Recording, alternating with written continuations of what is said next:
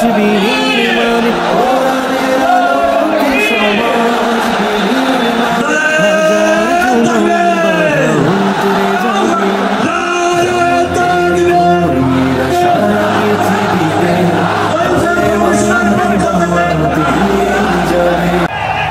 দুটি কারণে বরিশাল বিভাগের প্রতি আমার আলাদা একটা ভালো লাগা। এর কারণ এই অঞ্চলে আলেম ওলামা বেশি, ঠিক কিনা বলেন? আজকের এই প্রোগ্রামে অনেক কওমি মাদ্রাসার মুহতামিম সাহেবরা এসেছেন, আমি শুনেছি। আলিয়া মাদ্রাসার প্রিন্সিপাল হুজুররা এসেছেন, খতিব সাহেবরা এসছেন, ইমাম সাহেবরা এসছেন, মুয়াজ্জিন সাহেবরা এসছেন। এই বিভাগে আলেম ওলামা বেশি। তার প্রমাণ এখানে এই বরিশালের ভেতরে আছে সারসিনা দরবার, ঠিক কিনা বলেন? অনেক হাক্কানি একটা দরবার। সারসিনার মরহুম পীর সাহেব হুজুরের খেদমত করেছি আমি অনেকবার, সুযোগ হয়েছিল আমার ছাত্র জামানায়। তো ওনাদের মাদ্রাসা কেন্দ্রিক অনেক খেদমত, আলহামদুলিল্লাহ। তারপর এই বিভাগে রয়েছে চরমোনাই দরবার, ঠিক কিনা বলেন? ওনাদেরও বিশাল মাদ্রাসা, ধর্মীয় অঙ্গনে, মাদ্রাসা অঙ্গনে, রাজনৈতিক অঙ্গনে ওনাদের অনেক খেদমত। তারপরে এখানে আছে ঝালকাঠি এনএস কামিল মাদ্রাসা। আমরা কায়েদ সাহেব হুজুরের কথা শুনেছি, আল ইত্তেহাদ মা আল ইখতিলাফ, মতবিরোধের সাথে ঐক্য, অসাধারণ কথা। তো এই সমস্ত বড় বড় আল্লাহওয়ালাদের আগমন এই ভূখণ্ডে হওয়ার কারণে এখানে ধর্মীয় বিশৃঙ্খলা, মারামারি কম, আছে ঐক্য, ঠিক কিনা বলেন? বরিশাল বিভাগের প্রতি আমার বিশেষ ভালোবাসার এটা একটা কারণ। 2 নম্বর কারণ হচ্ছে আমি ঢাকাতে যে মাদ্রাসায় পড়াশোনা করেছি, দারুন নাজাত সিদ্দিকিয়া কামিল মাদ্রাসা, আমার মাদ্রাসার শিক্ষক মণ্ডলীর অধিকাংশ হচ্ছে এই বরিশালের, আলহামদুলিল্লাহ। আমাদের শ্রদ্ধেয় প্রিন্সিপাল হুজুর আখম আবু বকর সিদ্দিক হাফিজাহুল্লাহ ওয়া রাআহ, উনি এলাকা সহ পুরো দারুন নাজাত মাদ্রাসার অধিকাংশ আসাতাজা ইকরাম এই ভূখণ্ডের, এই অঞ্চলের হওয়ার কারণে ছোটবেলা থেকেই বরিশালের প্রতি আমার একটি ভালোবাসা। তো আমি অন্তরের অন্তঃস্থল থেকে আবারও শুভেচ্ছা জানাতে চাই। আমি আমাদের অনেক ভাইদেরকে দেখতে পাচ্ছি, আপনারা বসার জায়গা পাননি, দাঁড়িয়ে আছেন এবং খুবই নিশ্চুপ, শান্ত, সুশৃঙ্খল। The people of Barishal, they are very smart, আলহামদুলিল্লাহ, মাশাআল্লাহ। এবং শ্রোতা যাদেরকে দেখতে পাচ্ছি বেশিরভাগের বয়স 15 থেকে 25। জেনজি, যেখানেই যাই জেনজি আমারে ছাড়ে না, মাশাআল্লাহ। এরাই আগামীর বাংলাদেশ, এরাই বাংলাদেশ। এদের হাতেই নিরাপদ আমার লাল সবুজের পতাকা, এদের হাতেই নিরাপদ আমার 56,000 বর্গ মাইলের প্রতিটি ইঞ্চি মাটি। এজন্য তোমাদেরকে সাবধান থাকতে হবে, সজাগ থাকতে হবে দেশের জন্য, এদেশের সার্বভৌমত্বের জন্য, ঠিক কিনা বলেন? আমার প্রিয় ভাইরা, আপনারা এখন যেমনি নিশ্চুপ, নীরব, very quiet and calm, discipline, I like it, I love it. শেষ পর্যন্ত আপনারা এরকম নিশ্চুপ, নীরব, নিস্তব্ধ, নিঝুম থাকবেন তো আপনারা? মাশাআল্লাহ। আমি খুব লম্বা চূড়া সময় নেব না, অনেক আলোচনা হয়েছে, আমি পাশেই ছিলাম, আমি দুপুরেই চলে এসেছি, আমি শুনছিলাম আলোচনাগুলো, অসাধারণ আলোচনা হয়েছে। আসলে আলোচনা হওয়া দরকার অল্প, ইবাদত আর আমল হওয়া দরকার বেশি, ঠিক কিনা? কিয়ামতের একটা আলামত হচ্ছে খুতাবুকুম তাওয়িলা ওয়া সালাওয়াতুকুম কাসীরা। কিয়ামতের আগে আমাদের বক্তব্য হয়ে যাবে লম্বা। Your speech will be longer and your salah will be very shorter. বক্তব্য হবে লম্বা, সালাত হবে খাটো। এই নমুনা বর্তমানে আছে না নাই? ঘন্টার পর ঘন্টা, তাও তৃপ্তি মিটে না। অনেক জায়গায় রাত পর্যন্ত, মিডনাইট পর্যন্ত, মধ্যরাত পর্যন্ত আলোচনা হয়, এটা ঠিক নয়। বক্তব্য হবে একেবারে gist, cream of the creams, একেবারে ক্রিম কথাটা আলোচক উপস্থাপন করবেন। হেদায়েত দেওয়ার মালিক কে? ইন্নাকা লা তাহদি মান আহবাবতা ওয়ালাকিন্নাল্লাহা ইয়াহদি মান ইয়াশা। নবী হে, আপনি চাইলেই কাউকে হেদায়েত দিতে পারবেন না, হেদায়েত দেওয়ার মালিক কে? প্রিয় ভাইরা, আমি শুরুতেই দেখতে চাই যে আপনারা বরিশাল বিভাগের কে কোন জেলা থেকে আসলেন, এটা একটু জেনে খোঁজখবর নিয়ে আমি আলোচনা শুরু করবো ইনশাআল্লাহ বিইذنিল্লাহ।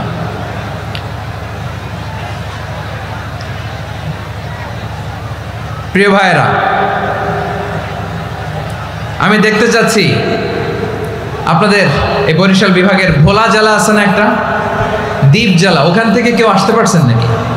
হ্যাঁ, আল্লাহু আকবার, আসছে তো, ওই যে হাত দেখা যাচ্ছে। সর্বনাশ, মাশাআল্লাহ, ঠিক আছে, আল্লাহ আমার ভাইদেরকে তুমি কবুল করো। বরগুনা জেলা থেকে কেউ এসেছেন আজকের প্রোগ্রামে? ইয়া সালাম, মাশাআল্লাহ মাশাআল্লাহ, ওয়েলকাম ওয়েলকাম, ঠিক আছে। পিরোজপুর জেলার কেউ এসেছেন? পিরোজপুর জেলা থেকে মাশাআল্লাহ অনেক ভাইরা এসেছেন। ঝালকাঠি, মাশাআল্লাহ, ঝালকাঠির অনেক আসছে। তারপর বরিশাল জেলা থেকে কারা কারা এসেছেন? বরিশাল, মাশাআল্লাহ তাবারাকাল্লাহ। এবার পটুয়াখালী জেলার কারা কারা দেখি? মাশাআল্লাহ মাশাআল্লাহ মাশাআল্লাহ, আল্লাহ তুমি কবুল করো, আল্লাহ তুমি কবুল করো। লিল্লাহি তাকবীর, লিল্লাহি তাকবীর, লিল্লাহি তাকবীর। হাত নামান। প্রিয় ভাইরা, আসুন আমরা কাল বিলম্ব না করে আজকের পটুয়াখালী জেলা শহরের, মাশাআল্লাহ, ওই যে লক্ষ্মীপুর থেকে আমাদের ভাই এসে প্লেকার্ড নিয়ে দাঁড়াইছে, ঠিক আছে, প্লেকার্ড দেখেছি, ফি আমানিল্লাহ।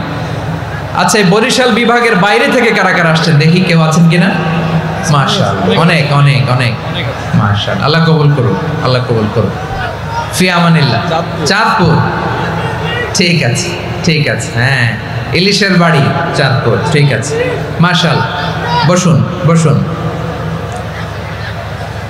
সম্মানিত ভাইরা, আসুন আমরা মূল আলোচনার দিকে চলে যাই। আজকে আমরা যে টপিকটা নিয়ে আলোচনা করব সেটা হচ্ছে, আমরা যে জীবনে বিপদে পড়ি, আমরা বিপদে পড়লে আমাদেরকে উদ্ধার করে কে? আল্লাহ ছাড়া আমাদের বাঁচানোর কেউ আছে? উদ্ধার করার কেউ আছে? রক্ষা করার কেউ আছে? এজন্য বিপদে পড়লে আমরা চাইবো কার কাছে? আমাদের যাই দরকার হোক আমরা ফরিয়াদ করব কার কাছে? নাকি মাজারে যেয়ে চাবেন? মাজারে যেয়ে চাবেন? অনেকে তো মাজারে যেয়ে কপাল ঘষে, আছে না নাই? মাজারে যেয়ে সন্তান চায়, আছে? এই এলাকায় নেই, এলাকার লোকদের আকীদা খালেস আমি জানি।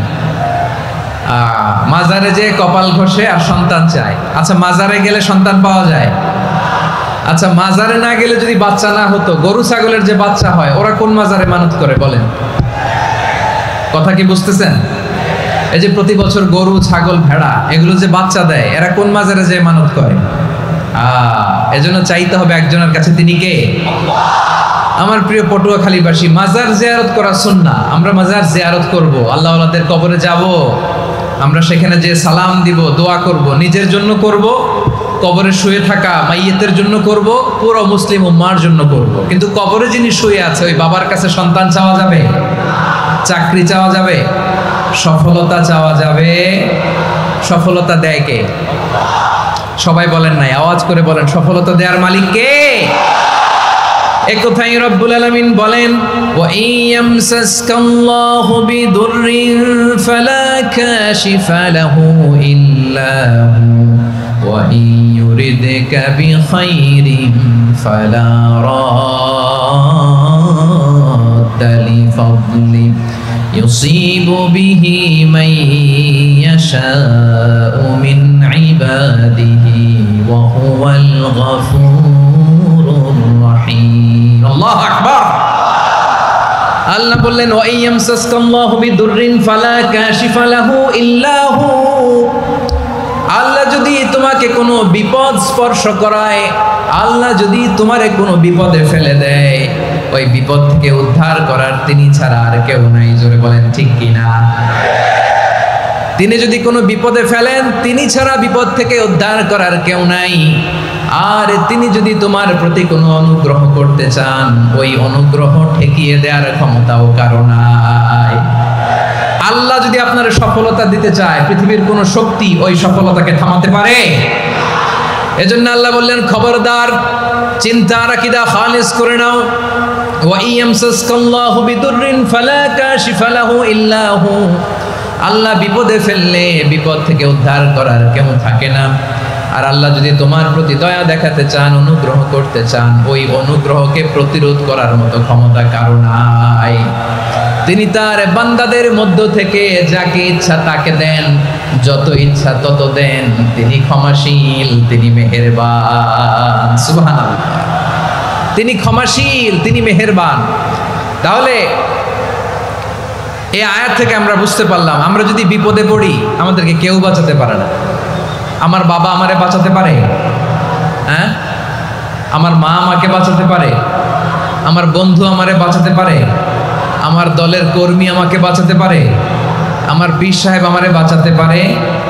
আমার পটুয়াখালীর ভাইয়েরা খেয়াল রাখবেন, বাঁচাতে পারে এক মহান সত্তা, উদ্ধার করতে পারে এক মহান সত্তা। চিৎকার করে বলুন, তিনি কে? আবার আল্লাহ বললেন, আম্মাই ইউজিবুল মুত্তাররা ইযা দাআহু ওয়া ইয়াকশিফুস সুআ ওয়া ইয়াজআলুকুম খুলাফাআল আরদ আইলাহুম মা'আল্লাহ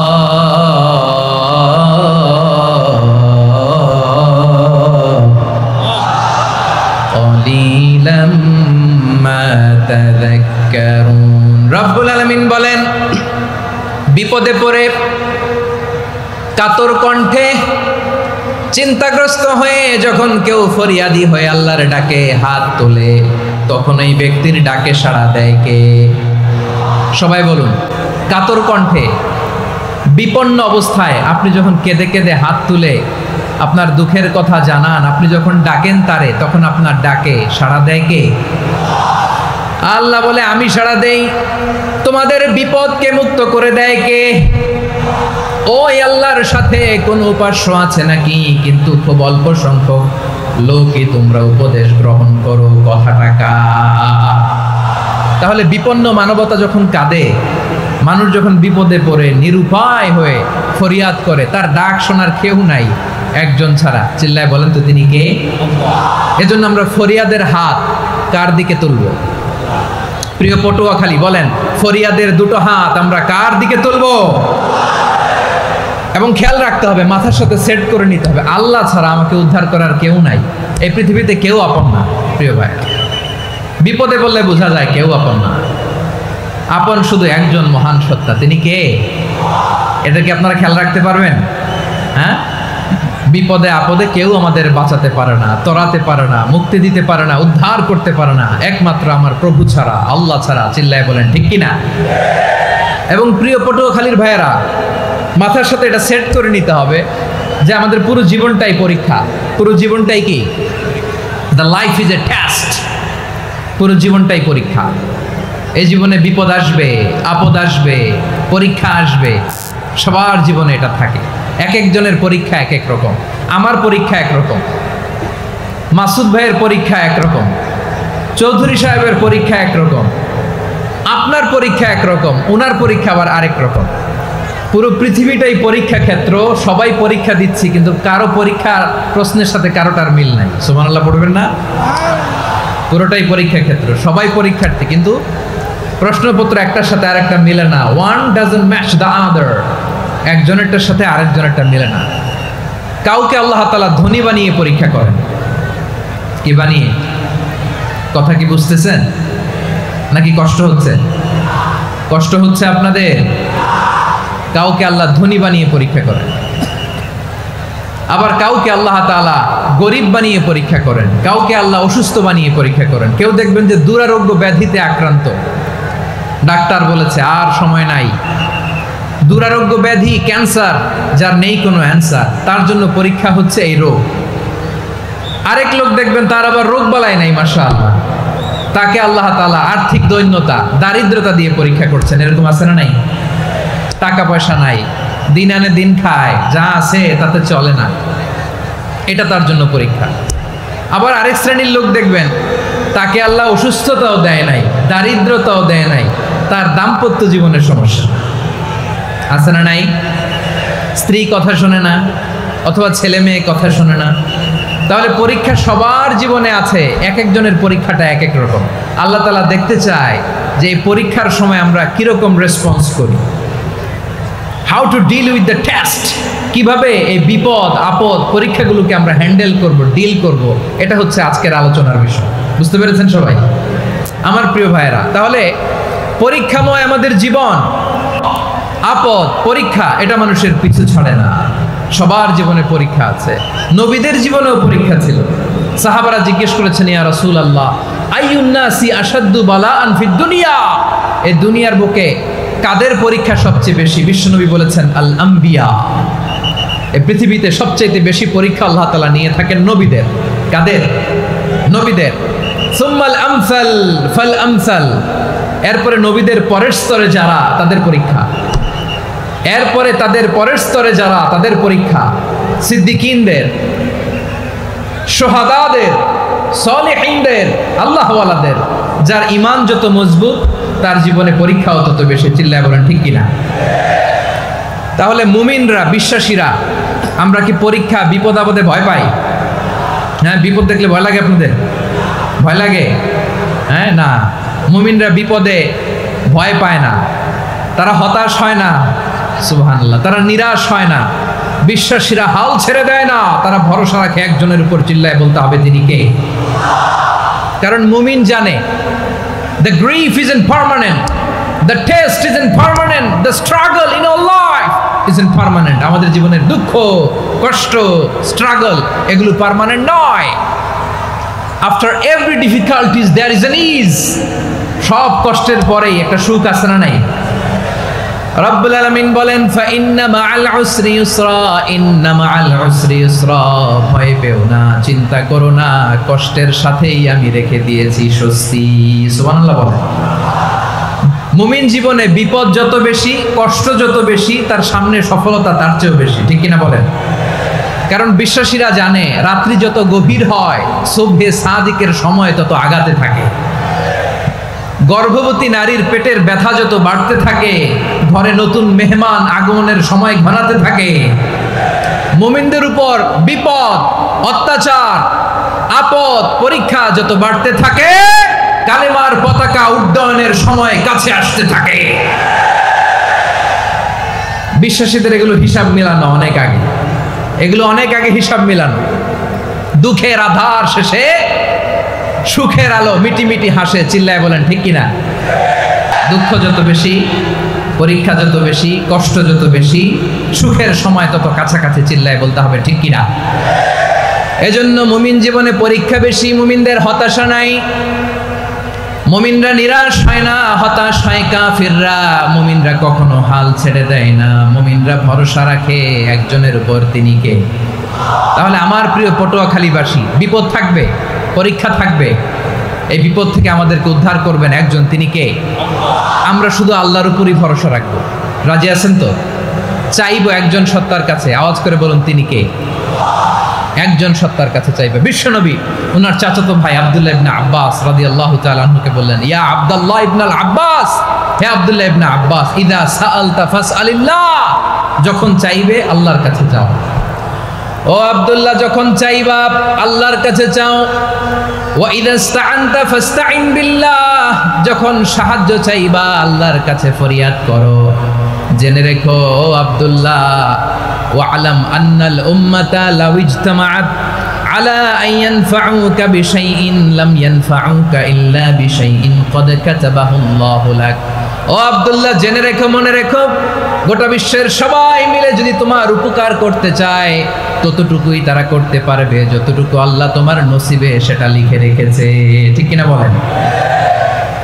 আর যদি গোটা বিশ্বের সবাই মিলে তোমার বিরুদ্ধে কনস্পাইরেসি করে, ষড়যন্ত্র করে, গোটা বিশ্বের সবাই মিলেও যদি তোমার ক্ষতি করতে চায়, ততটুকুই শুধু পারবে যেটা আল্লাহ তোমার জন্য বরাদ্দ রেখেছে। যতটুকু আল্লাহ তাআলা তোমার জন্য বরাদ্দ রেখেছে অতটুকুই ক্ষতি করতে পারবে, আর এক চুল বেশিও করতে পারবে না, কমও করতে পারবে না। চিল্লায় বলেন ঠিক কিনা? এজন্য আমরা চাইবো কার কাছে? সবাই বলেন নাই, আওয়াজ করে বলেন কার কাছে? সব সময় আমরা আল্লাহর কাছে চাইবো, বিপদে আপদে, সুখে দুঃখে, সচ্ছল অবস্থায় অসচ্ছল অবস্থায়, পরাজয়ের সময় বিজয়ের সময়, সব সময় আমরা ভরসা রাখবো কার উপর? সবাই বলুন, একদল লোক আছে যারা বিপদে পড়লে আল্লাহরে ডাকে, আছে না নাই? পটুয়াখালীতে মাশাআল্লাহ নাই, বিপদ আসলে আল্লাহরে ডাকে, বিপদ নাই আল্লাহও নাই। বিপদে পড়লে নামাজ পড়ে, বিপদও নাই নামাজও নাই। বিপদে পড়লে জিকির করে, বিপদ যখন চলে যায় ওদের জিকিরও বন্ধ হয়ে যায়। এরকম আছে না নাই? কিছু লোক দেখবেন পরীক্ষা আসলে নামাজ পড়ে, আছে আছে।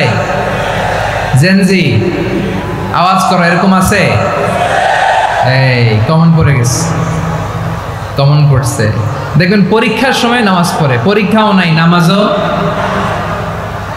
আছে। এরকম কিছু লোক আছে অসুস্থ হলে আল্লাহরে বড্ড ভালোবাসে, আল্লাহরে খুব ডাকে। অসুস্থ হইলে অসুস্থতাও নাই, আল্লাহ স্মরণও নাই। দেখবেন কিছু লোক নির্বাচন আসলে খুব আল্লাহওয়ালা হয়ে যায়, তখন দেখবেন মাথার মধ্যে হেজাব লাগায়, পাঞ্জাবি লাগায়, আল্লাহওয়ালা হয়ে যায়। নির্বাচনও নাই, এরপরে আল্লাহর কথাও নাই। আছে না নাই? না, এরকম হওয়া যাবে না। সব সময় আমরা আল্লাহরে ডাকবো, বিপদে আপদে সব সময় ভরসা রাখবো আমরা একজনের উপর। আওয়াজ করে বলেন, তিনি কে? এ কোথায় আল্লাহ তাআলা আমাদের চোখে আঙ্গুল দিয়ে জানিয়ে দিলেন, ফাইদা রাকিবু ফিল ফুলকি দা'আবুল্লাহ মুখলিসিনা লাহুদ্দিন ফালাম্মা নাজ্জাহুম ইলাল বাররি ইযা হুম ইউশরিকুন।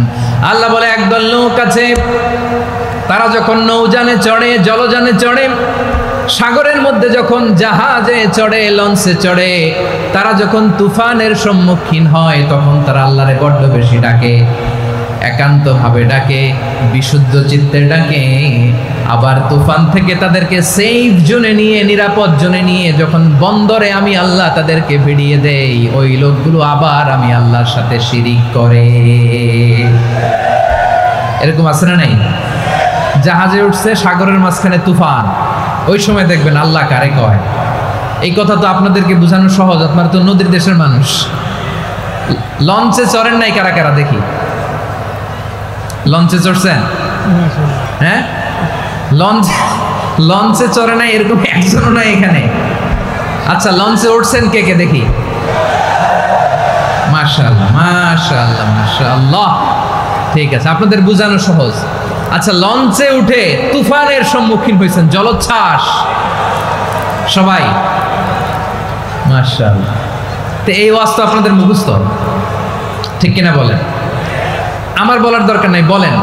মাঝ নদী, তুফান, জলোচ্ছ্বাস, জলের মধ্যে উচ্ছ্বাস, ঢেউ, টর্নেডো, সাইক্লোন, মেঘের ঘনঘটা, পরিবেশ ঘুটঘুটে অন্ধকার, লঞ্চ একবার এদিকে আরেকবার ওইদিকে, ভিতরে কি অবস্থা হয় বলেন তো? হ্যাঁ, তখন মুসলিমও আল্লাহরে ডাকে, হিন্দু আল্লাহরে ডাকে, ঠিক কিনা বলেন? আস্তিকও আল্লাহরে ডাকে, নাস্তিকও আল্লাহরে ডাকে, ঠিক কিনা?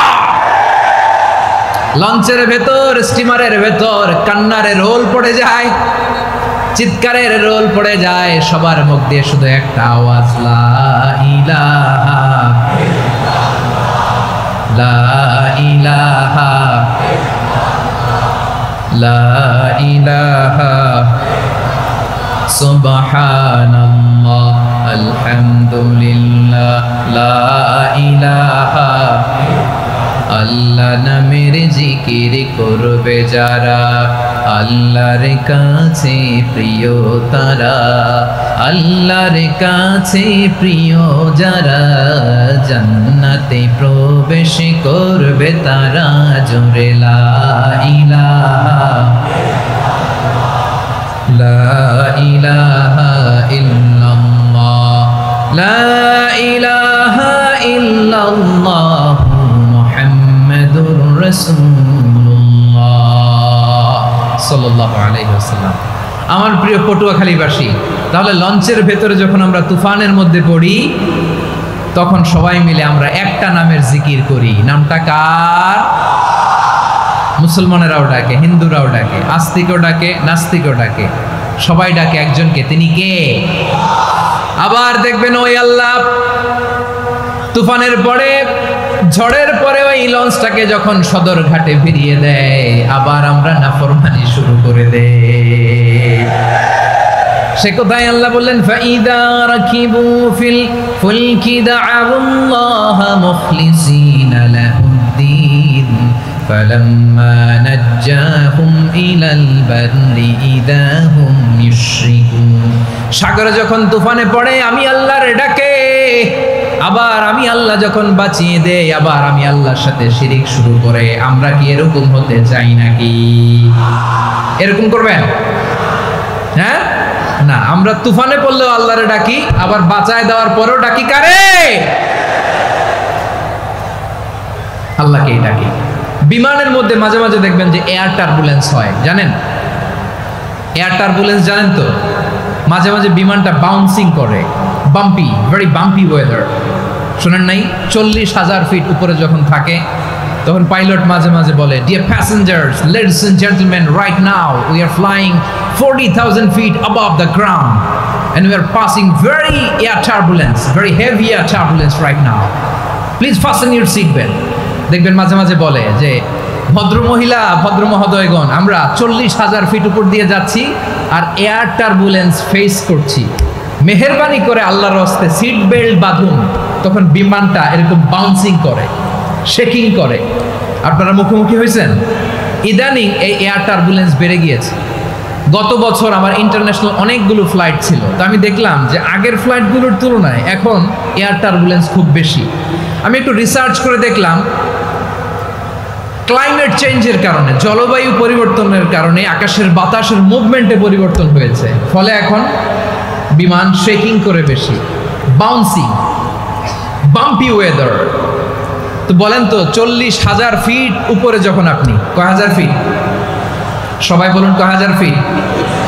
40,000 ফিট উপরে যখন আপনি, তখন যখন বিমানটা এরকম বাউন্সিং করে, সবাই যখন ভমিটিং করে বিমান নষ্ট করে দেয়, বমি করে, তখন বাঁচানোর কে আছে আল্লাহ ছাড়া? কেউ আছে? ওই মুহূর্তেও সবাই মিলে একজনের ডাকে আওয়াজ করে বলেন, তিনি কে? মাঝে মাঝে কিছু সোশ্যাল মিডিয়ায় কিছু ভিডিও পাওয়া যায় যে হেভি যখন এয়ার টার্বুলেন্স হয়, 10 সেকেন্ড 15 সেকেন্ডের কিছু ভিডিও পাওয়া যায়, বিমানটা এরকম বাউন্সিং করছে, বাম্পি ওয়েদার, কাঁপছে, মানুষগুলো বমি করছে, অক্সিজেন মাস্কগুলো সব ঝুলে পড়েছে, বিমানটা শুধু কাঁপছে। তখন দেখবেন বিমানের ভেতরেও এরকম লঞ্চের মতো চিৎকার আছে না নাই? বিমানের ভেতরেও তখন চিৎকার। গত বছর হিথ্রো এয়ারপোর্ট থেকে সিঙ্গাপুর এয়ারলাইন্সের একটা ফ্লাইট, হিথ্রো টু চাঙ্গি, একটা ফ্লাইটে এমন বেশি এয়ার টার্বুলেন্সের শিকার হয়েছিল ওই এয়ারক্রাফটটা, 33 জন যাত্রী সেখানে আহত হয়েছে, একজন যাত্রী নিহত হয়েছে। কেবিন ক্রুজ, এয়ার হোস্টেস যারা আছে, একজনের নাক ফেটে, চোখ ফেটে, কপাল ফেটে, ব্লিডিং হয়ে শয়লাম। প্রিয় ভাইয়েরা, ওই 40,000 ফিট উপরে বিমানটা যখন কাঁপবে, তখন আমাদেরকে আল্লাহ ছাড়া আর কেউ বাঁচানোর আছে? এত আস্তে বললে হবে?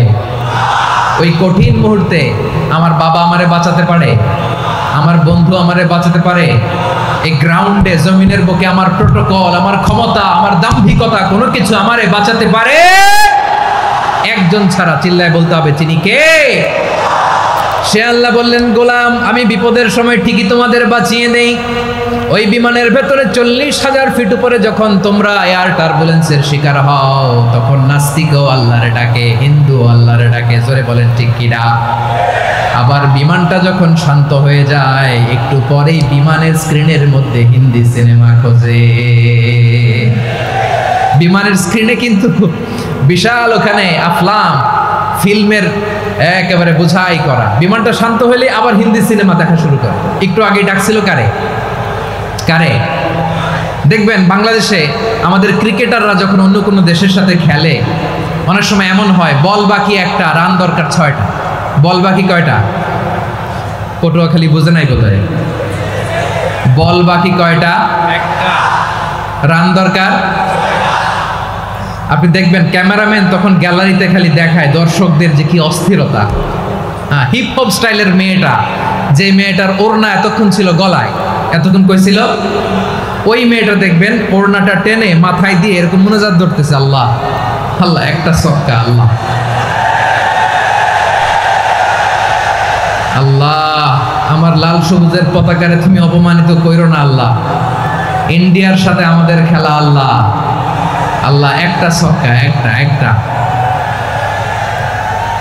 পুরো পুরো খেলা জুড়ে এই মেয়ের ওড়না ছিল গলায়, কিন্তু যখন এক বলে 6 রান দরকার ওড়না চলে আসছে কোথায়? মাথায়। আবার মুনাজাত আছে না নাই? ঠিকই বাংলাদেশের দামাল ছেলে এমন এক শট মারলো, বল চলে গেল স্টেডিয়ামের বাইরে, ছক্কা, জিতে গেলাম আমরা। পুরো স্টেডিয়াম জুড়ে চিৎকার, হই হুল্লোড়, মौज মাস্তি। যেই মেয়েটা মাথার মধ্যে ওড়না দিয়ে এতক্ষণ সুবহানাল্লাহ সুবহানাল্লাহ বলে আল্লাহর কাছে দোয়া করেছে, ওই মেয়ে এখন আবার ওড়না ফেলে দিয়ে নাচা শুরু করে দিয়েছে। তাহলে আল্লাহর ভয়, আল্লাহর প্রতি আস্থা, বিশ্বাস, ভালোবাসা, এটা কি ক্ষণিকের জন্য? মানে আমার যখন লাগবে তখন আল্লাহর ইউজ করবো নাকি? হ্যাঁ, বিপদে আপদে, সুখের সময় দুঃখের সময় সচ্ছল অসচ্ছল অবস্থায় বিশ্বাসীরা ভরসা রাখে একজনের উপর। চিৎকার করে বলে পটুয়াখালী তিনি কে? সে আল্লাহ বললেন, গোলাম মনে করো না জাহাজ থেকে সদরঘাটে ভিড়িয়ে দিলাম তুমি নিরাপদ হয়ে গেছো। মনে করো না 40,000 ফিট থেকে সেফ ল্যান্ডিং এর পরে এয়ারপোর্টে নেমে গেলেই তুমি নিরাপদ হয়ে গেছো। ও মিয়া, বিপদ কি শুধু সাগরে আর আকাশে? ঘরের বিপদও, ঘরের ভেতরও বিপদ আসতে পারে কি পারে না? এজন্য সূরা মুলক আল্লাহ বললেন, আমিনতুম মান ফিস সামাই আন ইয়াখসিফা বিকুমুল আরদা ফাইদা হিয়া তামুর। তোমরা কি ভাবছো তোমরা নিরাপদ? সাগরের মধ্যে তুফান, আল্লাহ আল্লাহ ডাকলাম, সদরঘাটে যেয়ে পড়ছি, বাইসে গেছেন তো আপনি। আর পাবে আপনারা আল্লাহ? আল্লাহর তো সাগরের মাঝখানে তো আল্লাহ আপনারা পাইছিল, আর তো পাবে না। আর পাবে আপনারে? আর আল্লাহ ধরতে পারবে আপনারে? ঘরের ভেতরও বিপদ দিয়ে আটকাতে পারে কে? 5 স্টার 7 স্টার হোটেলের ভেতরও আমাকে বিপদের মধ্যে ফেলে দিতে পারেন কে? আল্লাহ বললেন, তোমরা কি ভেবেছো তোমরা নিরাপদ? আমি চাইলে ল্যান্ডস্লাইডস, ভূমি ধস দিয়ে 1 লক্ষ এক মুহূর্তে নিয়ে যেতে পারি। এক সুনামি দিয়ে থাপ্পড় মেরে 3 লক্ষ সাগরের ভেতরে ঢুকায় দিতে পারি। 1 সেকেন্ডও লাগে না আমার। আম আমিনতুম মান ফিস সামাই আন ইউরসিলা আলাইকুম হাসিবা ফাসাতা'লামুনা কাইফা নাযীর। আল্লাহ চাইলে আকাশ থেকে পাথর বৃষ্টি নাজিল করতে পারেন কি পারেন না? এই মুহূর্তে এখানে ভূমিকম্প দিতে পারেন কি পারেন না? আচ্ছা, ভূমিকম্প যখন হয় আমাদের কারো হুঁশ থাকে? আপনি মনে করছেন আমরা সাধারণ মানুষ, আমরা দৌড় দেই, আর প্রেসিডেন্ট প্রধানমন্ত্রী ওনারা বুঝি খাটে শুয়ে থাকে? কথা বুঝে নাই বোধহয়। ভূমিকম্প, আর্থকোয়েক যদি হয়, বাঁচার জন্য আমরা কি করি? হয় খাটের তলায়, ডাইনিং টেবিলের নিচে, উপরে শক্ত কিছু আছে এটার নিচে, অথবা ঘর থইয়া দেও দৌড়। তো প্রধানমন্ত্রী উনি কি করে? প্রেসিডেন্ট উনি কি করে? হ্যাঁ, উনি খাটের মধ্যে যে শুয়ে থাকে নাকি? উনিও দৌড়, সাধারণ মানুষও দৌড়, প্রধানমন্ত্রীও দৌড়, বাড়িওয়ালাও দৌড়, ভাড়াটিয়াও দৌড়, সবাই দৌড়। নাকি ভাড়াটিয়ারা বাড়ি থুইয়া দৌড়, বাড়িওয়ালারা আর বেরোয় না? এরকম না। তাহলে যে কোনো মুহূর্তে ভূমিকম্প দিয়ে নাস্তানাবুদ করতে পারে কে? আমার প্রিয় ভাইয়েরা, আমরা নিরাপদ নই, আমরা তার দয়ায় বেঁচে আছি। কার দয়ায়? এজন্য আল্লাহ বললেন, গোলাম যে কোনো মুহূর্তে বিপদ দিয়ে তোমাদেরকে নাস্তানাবুদ করতে পারি। বিশ্বাসী বলে যদি নিজেকে দাবি করো, সব সময় ডাকতে হবে একজন সত্তাকে। বলেন তিনি কে? এই কথা ক্লিয়ার? এই সবগুলো উদাহরণ শেষে সবার কাছে ক্লিয়ার হয়েছে না যে বিপদ থেকে, আপদ থেকে, পরীক্ষা থেকে, খেলামিটি থেকে আমাদেরকে কেউ বাঁচাতে পারে না একজন সত্তা ছাড়া। আবারও বলেন তো তিনি কে? ক্লিয়ার? হ্যাঁ, সবাই বুঝতে পারছেন? আচ্ছা, এবার আমরা দেখি বিষ্ণু ঈসা ইসলামের জীবনে বিপদ আপদ ছিল কিনা।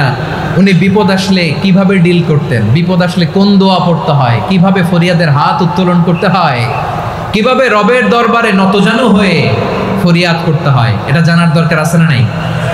আসুন আমরা বিষ্ণুনবীর জীবনী থেকে দেখি বিপদ আসলে উনি কি করতেন। বিপদ আসলেই প্রথমে বিষ্ণু ঈসা ইসলাম একটা দোয়া পড়তেন। কি পড়তেন? তিনি পড়তেন, ইন্না লিল্লাহি ওয়া ইন্না ইলাইহি রাজিউন। নিশ্চয় আমরা আল্লাহর জন্য, নিশ্চয় আমরা কার দিকে ফিরবো ভাই? আবার কার দিকে ফিরবো? আওয়াজ করে বলুন তো, আমরা এসেছি কার কাছ থেকে? আবারও ফিরে যাব কার কাছে? এজন্য বিশ্বনবী পড়ছেন ইন্না লিল্লাহি ওয়া ইন্না ইলাইহি রাজিউন। নিশ্চয় আল্লাহর জন্য, ওই আল্লাহর দিকেই আমরা ফিরে যাব। তারপরে বিশ্বনবী পড়তেন আল্লাহুম্মা আজুরনি ফি মুসিবাতি ওয়াখলুফ লি খায়রাম মিনহা।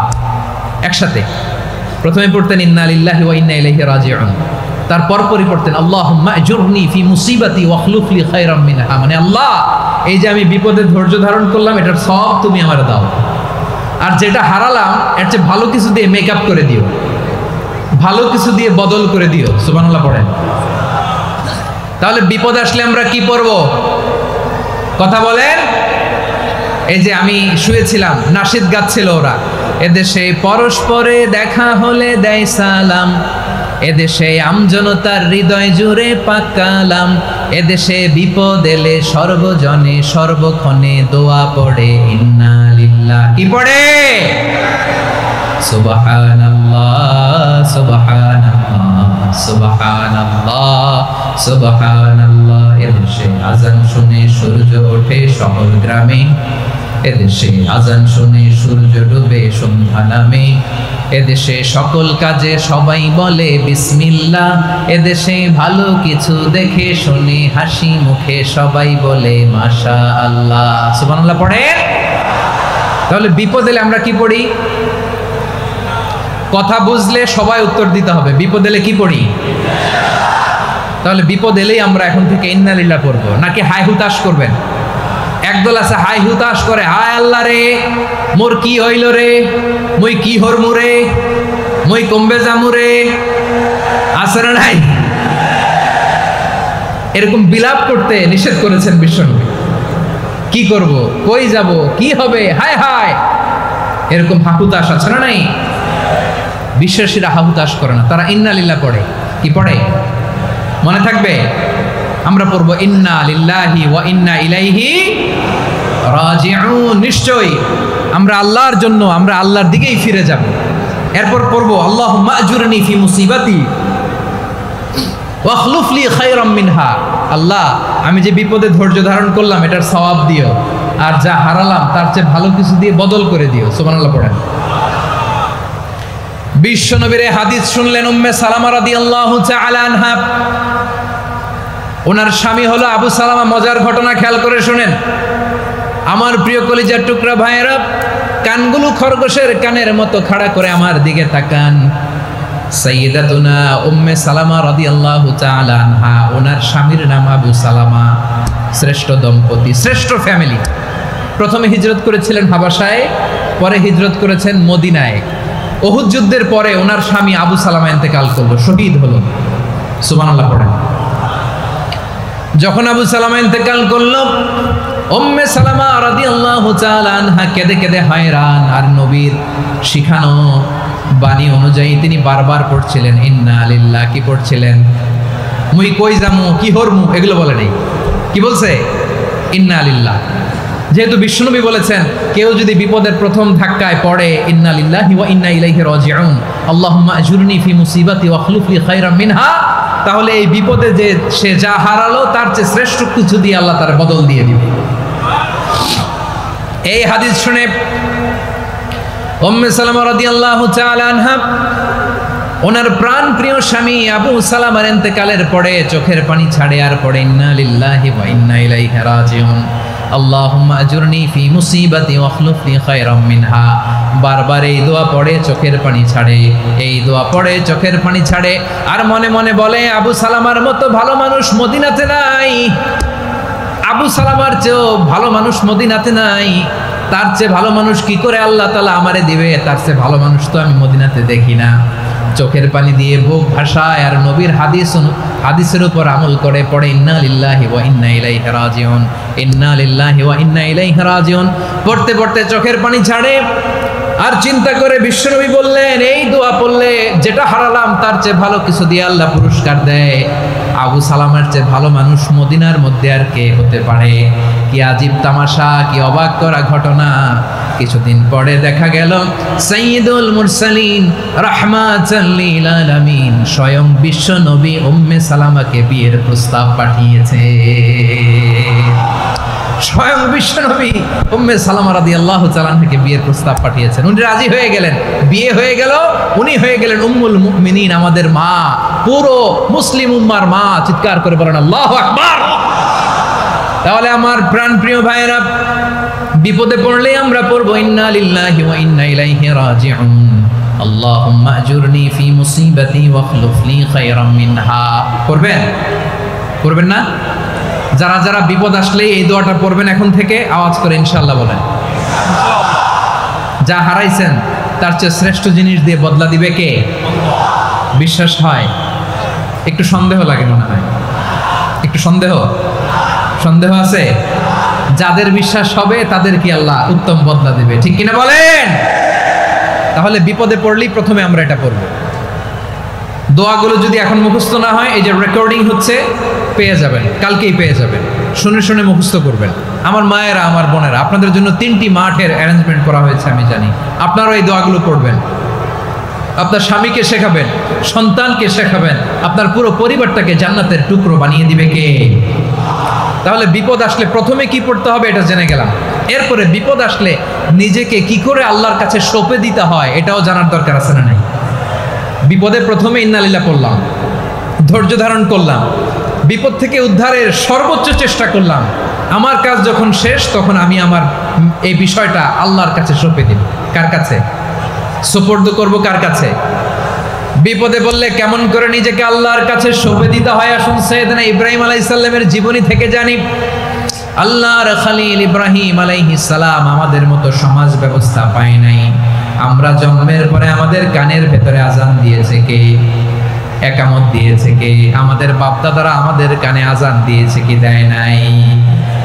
আমাদের জন্মের পরেই তো আজান, একামত, বাড়ির পাশে মসজিদ, প্রতিদিন আজান, জুমার খুতবা, প্রতি মাসে মাসে তাফসিরুল কোরআন মাহফিল, মসজিদ, মিনারা, অভাব নাই, ঠিক কিনা বলেন?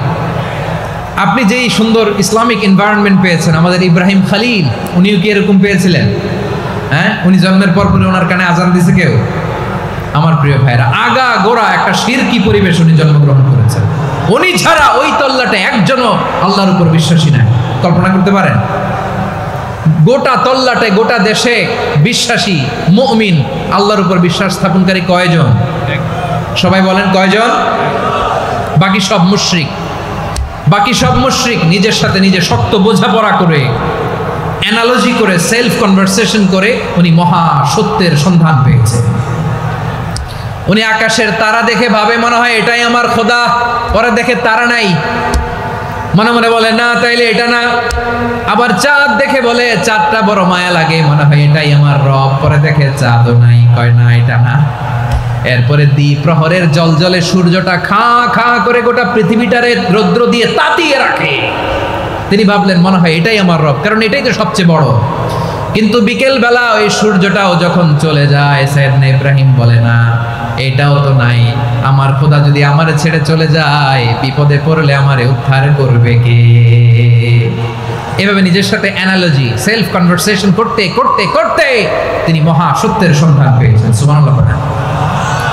সব শেষে তিনি নিশ্চয় আমি এমন সত্তার দিকে মনোনিবেশ করলাম, মুখাপেক্ষী হলাম, যিনি আকাশ বানিয়েছেন, জমিন বানিয়েছেন, আমি মুশরিক নই। সুবহানাল্লাহ। পারতেন? আপনি পারতেন? কেউ নাই, লক্ষ লক্ষ মুশরিক, আপনি একা। ওনার মতো এরকম বিচক্ষণতা দিয়ে আল্লাহরে খুঁজে পাইতে পারতেন আপনি? কি নবী ছিল, আল্লাহকে খুঁজে পেয়েছে।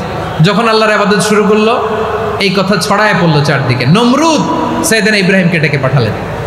নমরুদ বলে, ইব্রাহিম তুমি নাকি মূর্তির পূজা না করে কোন নতুন রবের ইবাদত করো, কে তোমার রব? সাইয়েদনা ইব্রাহিম বললেন, রব্বি আল্লাযী ইউহয়ী ওয়া ইউমীত, আমি এমন রবের ইবাদত করি যিনি জীবন দেন, যিনি মৃত্যু দেন। নমরুদ বলে, তাই নাকি? তোমার রব জীবন দেয়, মৃত্যু দেয়, আর এটা তো আমি দেই, আমিও তো জীবন দেই, আমিও তো মৃত্যু দেই। সাইয়েদনা ইব্রাহিম বললেন, কেমন করে তুমি জীবন দাও, মৃত্যু দাও, একটু দেখাও তো। নমরুদ জেলখানা থেকে দুজন কয়েদিকে ডেকে আনলো, কয়েদি এনে অর্ডার করলো একটাকে এখনই শিরোচ্ছেদ, হেড অফ, ডেথ পেনাল্টি, মৃত্যুদণ্ড দেয়া হলো, ফিনকি দিয়ে রক্ত বেরোনো। নমরুদ বলে দেখো দুজনকে ধরে আনলাম, একজন কয়েদিকে দিলাম ডেথ পেনাল্টি, মৃত্যুদণ্ড, ওরে মৃত্যু দিলাম, আরেকজন যে দাঁড়িয়ে আছে চাইলে ওরেও আমি মৃত্যুদণ্ড দিতে পারি, কিন্তু না, ওরে আমি দিব না, ওরে আমি বাঁচায় দিলাম, ছেড়ে দিলাম, মানে জীবন দিলাম। দেখো ইব্রাহিম, তোমার চোখের সামনে একজনরে মৃত্যু দিলাম, আরেকজনরে জীবন দিলাম।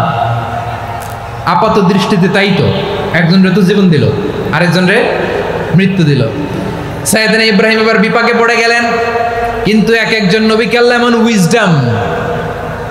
এমন উইজডম বিচক্ষণতা দিয়ে এই জমিনে পাঠিয়েছেন, মুহূর্তের মধ্যে আল্লাহর খলিল ইব্রাহিম বললেন ফাইন্নাল্লাহা ইয়াতি বিশ-শামসি মিনাল মাশরিকি ফাতি বিহা মিনাল মাগরিব ফাবুহিতাল্লাযী কাফার।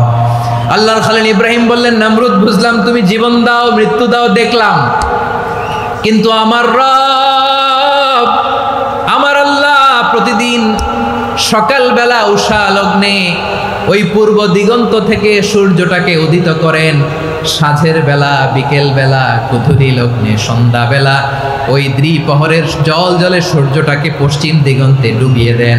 মানে সকালবেলা পূর্ব দিক থেকে উদিত করা সূর্যটাকে পশ্চিম দিকে বিকেলে তিনি ডুবিয়ে দেন। তুমি যদি পারো ওই সূর্যটাকে পশ্চিম দিক থেকে উদিত করে পূর্ব দিকে ডুবিয়ে দাও। সুবহানাল্লাহ পড়বেন না? দেখেন, ইনস্ট্যান্ট ইন্টেলেক্ট, মুহূর্তে বিচক্ষণতা, উইজডম কাকে বলে? নমরুদ পারবে? নমরুদের বাপ পারবে? ওর দাদা, ওর 14 গোষ্ঠী, গোটা বিশ্বের সব ক্ষমতাধর রাষ্ট্রনায়করা একসাথে হলে পারবে? ফাবুহিতাল্লাযী কাফার পারে নাই, ব্যর্থ হয়েছে। এবার তেলে বেগুনে জ্বলে উঠেছে, রেগে মেগে আগুন বলে ফালকুহু ফিল জাহিম। ওর সাথে তর্ক নাই, না পেরে এবার এটারে আগুনে ফেলা। বিশাল বিশাল গাছ কেটে লাকড়ি এনে আগুনের কুণ্ডলি বানানো হলো, দাও দাও দাও দাও করে আগুন জ্বলে। আল্লাহর খলিল ইব্রাহিমকে আগুনে নিক্ষেপ করা হবে। আল্লাহর খলিল সাইয়েদনা ইব্রাহিমের হাতের মধ্যে রশি দিয়ে টাইট করে বাঁধা হলো, পায়ের মধ্যেও টাইট করে রশি দিয়ে বাঁধা হলো। আল্লাহর খলিল ইব্রাহিমকে আগুনের কুণ্ডলির মধ্যে ফেলা হবে। ওমিয়া, আপনি যে বিপদের কারণে ভয় পান, হতাশ হন, এটা কোনো বিপদ ওনার বিপদের সামনে? পটুয়াখালী আওয়াজ করে বলুন, সাইয়েদনা খলিল ইব্রাহিমের বিপদের সামনে আমাদের বিপদগুলো কোনো বিপদ? এটা কোনো বিপদই না, এটা কোনো বিপদই না। হাত পা বেঁধে টাইট করে নিক্ষেপ করা হবে, সিম্পলি ফেলা যাবে না, কারণ দাও দাও করে দ্য ব্লেজিং ফায়ার, এমন আগুনের কুণ্ডলি, কাছে যাওয়া যায় না, আগুনের উত্তাপে নিক্ষেপ করা হবে। হাতে রশি বেঁধে, পায়ে রশি বেঁধে আল্লাহর খলিল ইব্রাহিম আলাইহিস সালামকে আগুনের মধ্যে নিক্ষেপ করা হবে। আহা, এটার বলে অগ্নি পরীক্ষা। উনি অগ্নি পরীক্ষার সম্মুখীন হয়েছেন, এজন্য কঠিন পরীক্ষাকে আমরা অগ্নি পরীক্ষার সাথে তুলনা করি, ঠিক কিনা? সাইয়েদনা জিবরাইল এসে বললেন, ও আল্লাহর খলিল, ওরা তো আপনার হাতও বেঁধে ফেললো, পাও বেঁধে ফেললো, নড়াচড়ার সুযোগ নাই, বলেন আমি জিবরিল ফেরেশতা আপনার জন্য কি করতে পারি? আল্লাহর খলিল ইব্রাহিম বলেন, ও জিবরাইল, তোমার কাছে আমার কোনো চাওয়া পাওয়া নাই। সুবহানাল্লাহ বলেন। তোমার কাছে বলার কিছু নাই, তোমার সাহায্যের আমার দরকার নাই। সাইয়েদনা ইব্রাহিম আলাইহিস সালামকে হাতে পায়ে রশি বেঁধে, হাত পা বাঁধা অবস্থায় জ্বলন্ত অগ্নিকুণ্ডে যখন নমরুদের দলবল নিক্ষেপ করবে, আল্লাহর খলিল কিভাবে নিজেকে আল্লাহর কাছে সঁপে দিয়েছেন, পটুয়াখালীর ভাইরা খেয়াল করে শুনুন। হাত পা বেঁধে আল্লাহর খলিলকে যখন নিক্ষেপ করা হবে, তিনি মুখ ফুটে বলে ফেললেন, হাসবুনাল্লাহু ওয়া নি'মাল ওয়াকিল। হাসবুনাল্লাহু ওয়া নি'মাল ওয়াকিল, আমার জন্য আল্লাহই যথেষ্ট, আমার জন্য আল্লাহই যথেষ্ট। তিনি আমার সবচেয়ে বড় গার্ডিয়ান, তিনি আমার সবচেয়ে বড় অভিভাবক। জিব্রাইলের সাহায্যে অফারকে ফিরিয়ে দিলেন, দুনিয়ার বুকে কারো কাছে কিছু বলেন নাই, মুখ ফুটে বলেছেন হাসবুনাল্লাহ। ও আমার পটুয়াখালীর প্রাণের ভাইয়েরা, খেয়াল রাখবেন, কোনো বান্দা তার হাতে থাকা সব চেষ্টাটুকুন করার পরে মুখ ফসকে মুখ দিয়ে যখন বলে ফেলে হাসবুনাল্লাহ, বান্দা যখন হাসবুনাল্লাহ বলে ফেলে ওই ব্যাপারটা ডিল করার দায়িত্ব স্বয়ং আল্লাহ আরশের উপর থেকে নিয়ে নেয়। আপনি যখন বলে ফেলবেন হাসবুনাল্লাহ, এটা ডিলিং করবে কে তখন? চিল্লায় বলেন না, তিনি কে? বান্দা তার সাধ্যের সবটুকু চেষ্টার পরে নতজানু হয়ে যখন বলবে হাসবুনাল্লাহ, আল্লাহ তুমি আমার জন্য যথেষ্ট, নি'মাল ওয়াকিল, তুমি আমার শ্রেষ্ঠ অভিভাবক, তখন তার কি দরকার না দরকার এটা ডিল করে স্বয়ং আল্লাহ। নিক্ষেপ করা হলো সাইয়েদনা ইব্রাহিমকে অগ্নিকুণ্ডলিতে। হাজার হাজার মানুষের দৃশ্য দেখার জন্য জড়ো হয়েছে এরকম বিশাল ময়দানে। কিন্তু কি অবাক করা ঘটনা, সবাই ভয় পাচ্ছিল, না জানে কি হয়ে যায়। আল্লাহর খালিলকে যখন আগুনের কুণ্ডলিতে নিক্ষেপ করা হয়, আল্লাহর খালিল ইব্রাহিম আগুনের কুণ্ডলীর মধ্যে বসে বসে মানুষগুলোর দিকে তাকিয়ে হাসতে শুরু করে দেয়। কারণ আকাশ থেকে রব্বুল আলামিন স্পেশাল ভার্ডিক্ট নাজিল করেছেন, স্পেশাল হুকুম জারি করেছেন, কুলনা ইয়া নারু কুনি বারদান ওয়া সালামান আলা ইব্রাহিম। ও আগুন খবরদার, সৃষ্টির শুরু থেকে তোকে একটা ধর্ম আমি বাতলে দিয়েছিলাম, তোর ধর্ম আগুনের ধর্ম হলো যা পাবে জ্বালিয়ে সারখার করবে। আল্লাহ বলল, আগুন তোর ধর্ম দিয়েছিলাম, তুই সব জ্বালিয়ে পুড়িয়ে সারখার করে দিবি, কিন্তু ক্ষণিকের জন্য আমি তোর জ্বালিয়ে দেওয়ার ক্ষমতাটাকে কেড়ে নিলাম, জ্বালিয়ে ভস্ম করে দেওয়ার ক্ষমতা আমি কেড়ে নিলাম। কুনি বারদান, ঠান্ডা হয়ে যা, কিন্তু এত বেশি ঠান্ডা হবি না আবার আমার ইব্রাহিমের জন্য সর্দি লেগে না যায়। সুবহানাল্লাহ, এত আস্তে বললে হবে?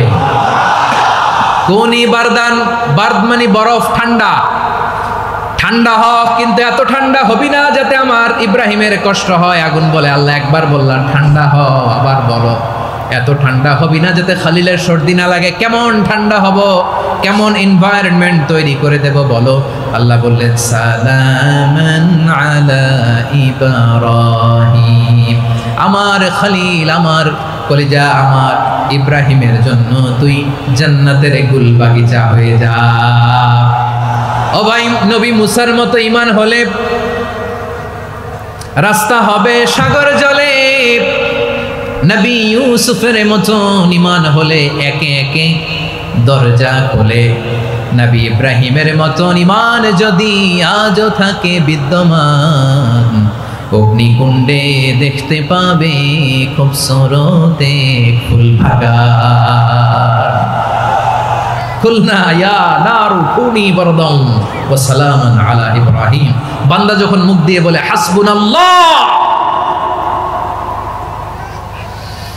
আমার আল্লাহ আমার জন্য যথেষ্ট, এই বলে যখন নিজেকে সঁপে দেয়, তার কি লাগবে ওই দায়িত্ব স্বয়ং নিয়ে নেয় কে? সবাই বলেন, স্বয়ং নিয়ে নেয় কে?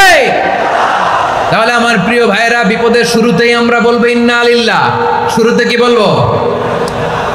এরপরে যেই বাক্যটা পড়ে নিজের পরিস্থিতিকে আল্লাহর দরবারে সঁপে দিব, সেটা হচ্ছে হাসবুনাল্লাহ। সেটা কি? বিষ্ণু বলেন, লা ইয়াজালু লিসানুকা রাতাবান মিন যিকরিল্লাহ, সব সময় আল্লাহর স্মরণ দিয়ে, জিকির দিয়ে জিহ্বাটারে সিক্ত রাখো। আর শয়তানু জাসিমুন আলা কলবি ইবনে আদম, শয়তান বনি আদমের কলবে খামচি মেরে বসে থাকে। ফাইদা যাকারাল্লাহ খালাসা, মানুষ যখন আল্লাহর স্মরণ করে জিকির করে, শয়তান দৌড়ে পালায়। ওয়া ইদা গাফালা ওয়াসওয়াসা, যখনই বনি আদম গাফেল হয় তখনই শয়তান তার হৃদয়ে ওয়াসওয়াসা দেয়। এজন্য বিপদে পড়লে ইন্না লিল্লাহ, নিজের সবটুকুন করার পরে, নিজের রোল প্লে করার পরে নিজেকে আমরা কি বলে সঁপে দিব? সবাই বলেন, সবাই বলতে হবে। আরো জোরে বলে, মনে থাকবে? বিপদে পড়লে প্রথমে ইন্না লিল্লাহ, এরপরে নিজেকে যখন সঁপে দিব তখন হাসবুনাল্লাহ। এরপরে কঠিন বিপদ যদি যখন বিশ্বনবী পড়তেন তখন কি করতেন? এমন বিপদ মাঝে মাঝে হয় না, দেয়ালে পিঠ থেকে যায়, চোখে মুখে অন্ধকার, কি করব দিশা খুঁজে পাই না, এরকম হয় কখনো? হ্যাঁ, আপনাদের হয়? হয় না? কিন্তু জান্নাতে আছেন আপনারা। হয় হয়, এরকম হয়েছে না যে দেয়ালে পিঠ থেকে গেছে, চোখে মুখে অন্ধকার, কই যাব, কি করব, বাঁচানোর কেউ না, এরকম হয়েছে কখনো আপনাদের? যদি হয় তাইলে এটার সলিউশন বলবো, না হইলে তো এগুলো বলে লাভ নাই। হয় হয় হয়, বিশ্বনবী এরকম কঠিন বিপদে পড়েছেন জীবনের কিছু কিছু মুহূর্তে, ওই মুহূর্তে বিশ্বনবী স্পেশাল দুইটা দোয়া পড়তেন। এই দোয়াগুলো আপনাদেরকে জানিয়ে দেয়। বিশ্বনবী বলেন, কঠিনতম বিপদে যখন পড়বা, দেয়ালে পিঠ থেকে যায়, চোখে মুখে অন্ধকার, বাঁচার কোনো উপায় নাই, তখন পড়বা লা ইলাহা ইল্লা আনতা সুবহানাকা ইন্নী কুনতু মিনাজ জালিমিন। আল্লাহ, তুমি ছাড়া কোনো ইলাহ নাই, তুমি পবিত্র, নিশ্চয় আমি জালিমদের অন্তর্ভুক্ত। সুবহানাল্লাহ বলেন। এই দোয়া সাইয়েদনা ইউনূস আলাইহিস সালাম পড়েছিলেন যখন মাছের পেটে ছিলেন। কিসের পেটে? এবং অনেক মুফাসসিরিন একরাম বলেছেন, অনেক আহলুল ইলমরা বলেছেন, এটা হচ্ছে ইসমে আজম। ইসমে আজম এমন দোয়া যেটা দিয়ে দোয়া করলে আল্লাহ দোয়া কবুল করে, কিন্তু এটা কোনটা, এটা নিয়ে ইখতিলাফ আছে। কোন আহলুল ইলম বলেন এই লা ইলাহা ইল্লা আনতা সুবহানাকা ইন্নী কুনতু মিনাজ জালিমিন, এটা হচ্ছে ইসমে আজম। সাইয়েদনা ইউনূস আলাইহিস সালাম পড়েছেন, আপনারা পড়েননি? তুফান হইলে পড়েন না? আমাদের এলাকায় তো এটা খুব, এটার উপর ব্যাপক আমল আছে। পটুয়াখালীতে কি অবস্থা বলেন? পড়েন পড়েন পড়েন পড়েন। একটা গল্প শুনেছিলাম, পাক হানাদার বাহিনী যখন বাংলাদেশে অ্যাটাক করতো, ৭১ সালের ঘটনা বলতেছে, আমরা তো দেখি নাই, শুনছি আর কি। ৭১ যদি দেখতাম এতদিনে রাজাকার হয়ে যেতাম। আল্লাহ আমাদেরকে বাঁচাই দিছে, আল্লাহর মেহেরবানি, ঠিক কিনা বলেন? মন মতো হইলে মুক্তিযোদ্ধা, মন মতো না হইলে রাজাকার। কত কিছু দেখলাম এই শাহবাগের বুকে। আল্লাহ, ৭১ সালে দেখি নাই, আমরা শুনেছি পাক হানাদার বাহিনী জিজ্ঞেস করত মুসলিম না অমুসলিম চেক করার জন্য, বলতো কালেমা বল, কালেমা বাতাও। তো যারা কালেমা বলতে পারতো পাকিস্তানি বাহিনী নাকি ওদেরকে ছেড়ে দিত, শুনেছি। তো একজনকে, এক বাঙালিরে পেয়ে তার মাথার মধ্যে বন্দুকর নল ধরে বলতেছে কালেমা বল সালে, কালেমা বাতা, কালেমা বল। তো ভয়ের চোটে এই দোয়া পড়া শুরু করছে। ও পড়তেছে লা ইলাহা ইল্লা আনতা সুবহানাকা ইন্নী কুনতু মিনাজ জালিমিন। পাকিস্তানি বলে সালে ইয়ে তো মুসিবত কা কালেমা है। বাঙালি কয় হাম তো ভি মুসিবত মে है।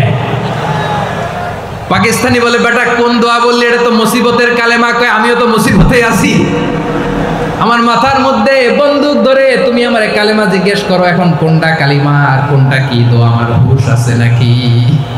প্রিয় ভাইরা, আসলে এটা দুআউল মুসিবা, বিপদে পড়লে এ দোয়া পড়তে হয়।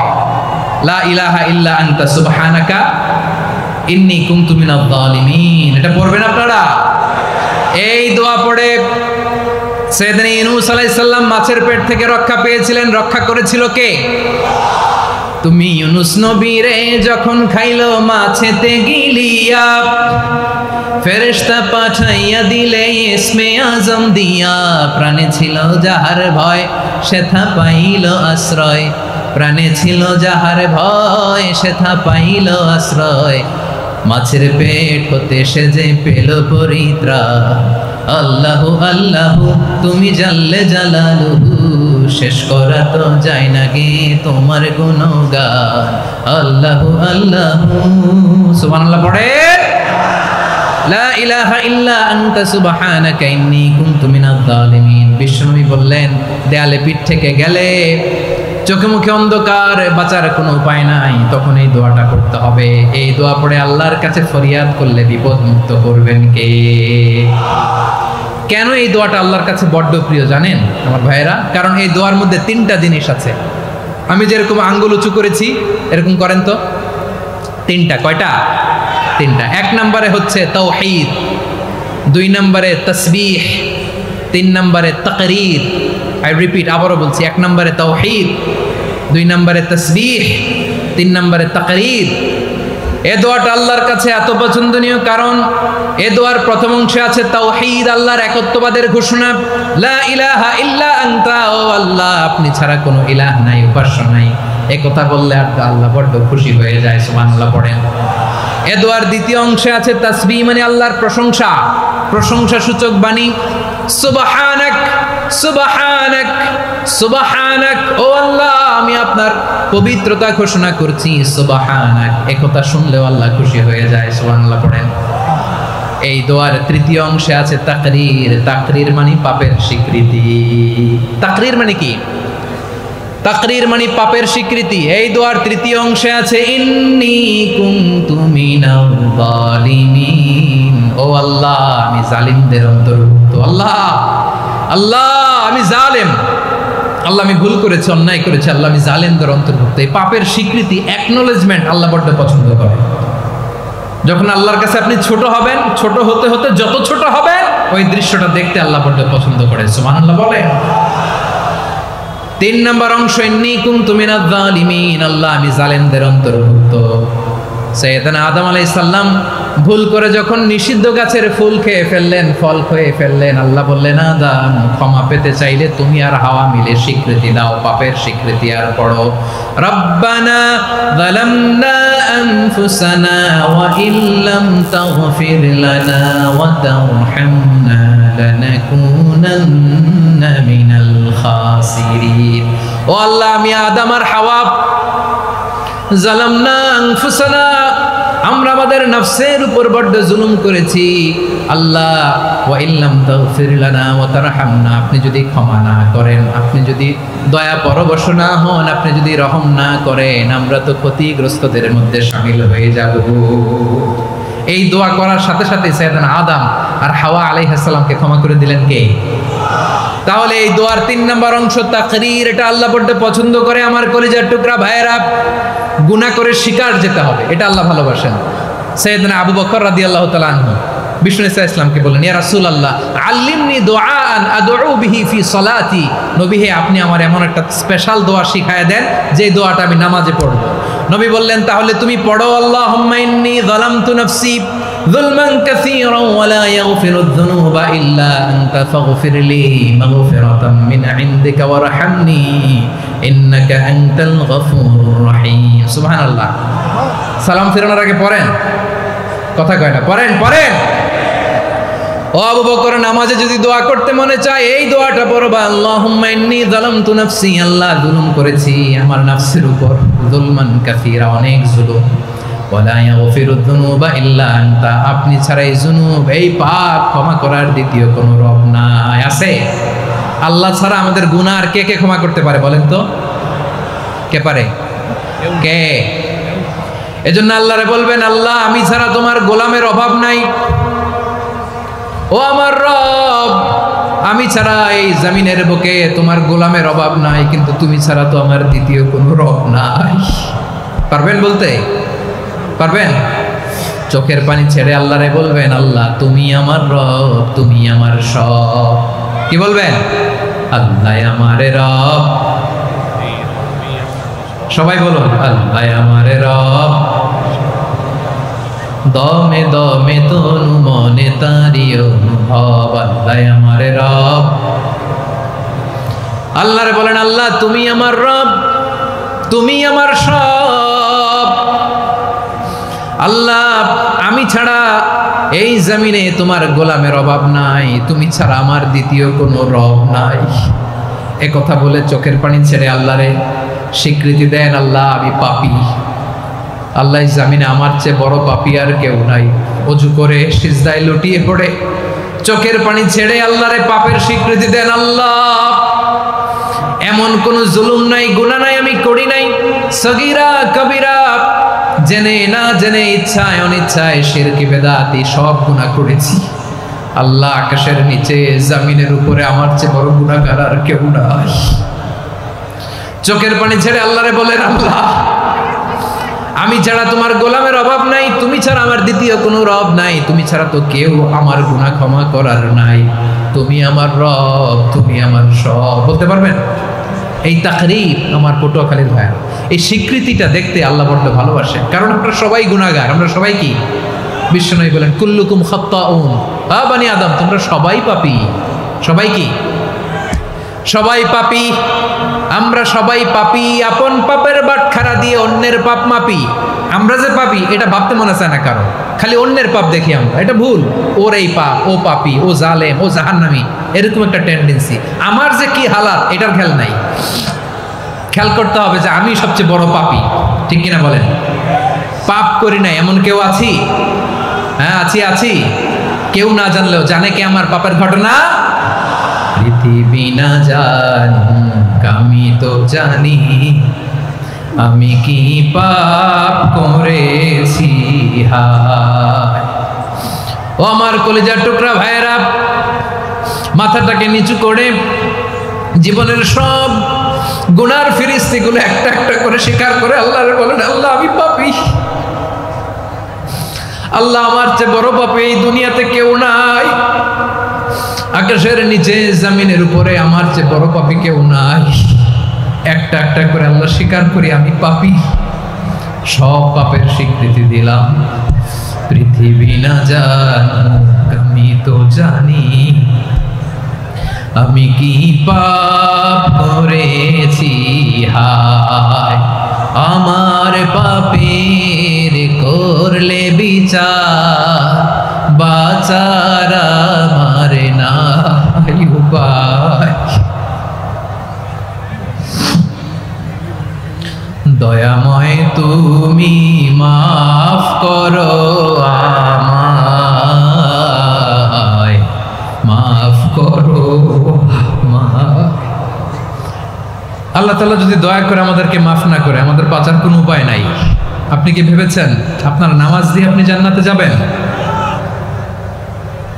আপনি তাহাজ্জুদ গুজার, সেজদা দিতে দিতে কপালে দাগ ফেলেছেন, এটা আপনারা জান্নাতে নেবে না। আপনি এলাকার সবচেয়ে বড় হাতেম তাই দানশীল, এই দানের ভরসায় বসে আছেন, কুশ্চিন কালো ওঠা। আমাদের নামাজ, আমাদের রোজা, আমাদের ইবাদত, এগুলোকে মিজানের পাল্লায় উঠালে কোনো ওজনই হবে না। তবে আমাদের একটা কৌশল জানা আছে, আমরা আল্লাহর রহমতের ভিখারি। আমরা সেদিন আগেই গুনার স্বীকৃতি দিয়ে দেব। আমরা বলবো, আল্লাহ তুমি প্রশ্ন করার আগে তোমার একটা কথা বলি, আমারে কিছু জিজ্ঞেস করো না, আমি সব করেছি। এমন কোনো পাপ নাই যে পাপ আমারে দিয়ে হয় নাই। তোমার রহমত দিয়ে তুমি জান্নাতে পাঠাবা, তোমার দয়ায় জান্নাতে যেতে চাই, আমল দিয়ে না। পারবেন বলতে?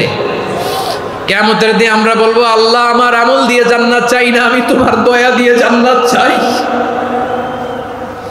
তোমার দয়া ছাড়া আমার কোনো উপায় নাই।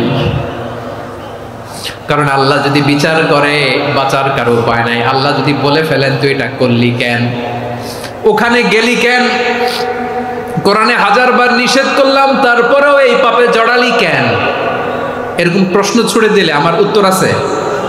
বাঁচার কোনো উপায় আছে?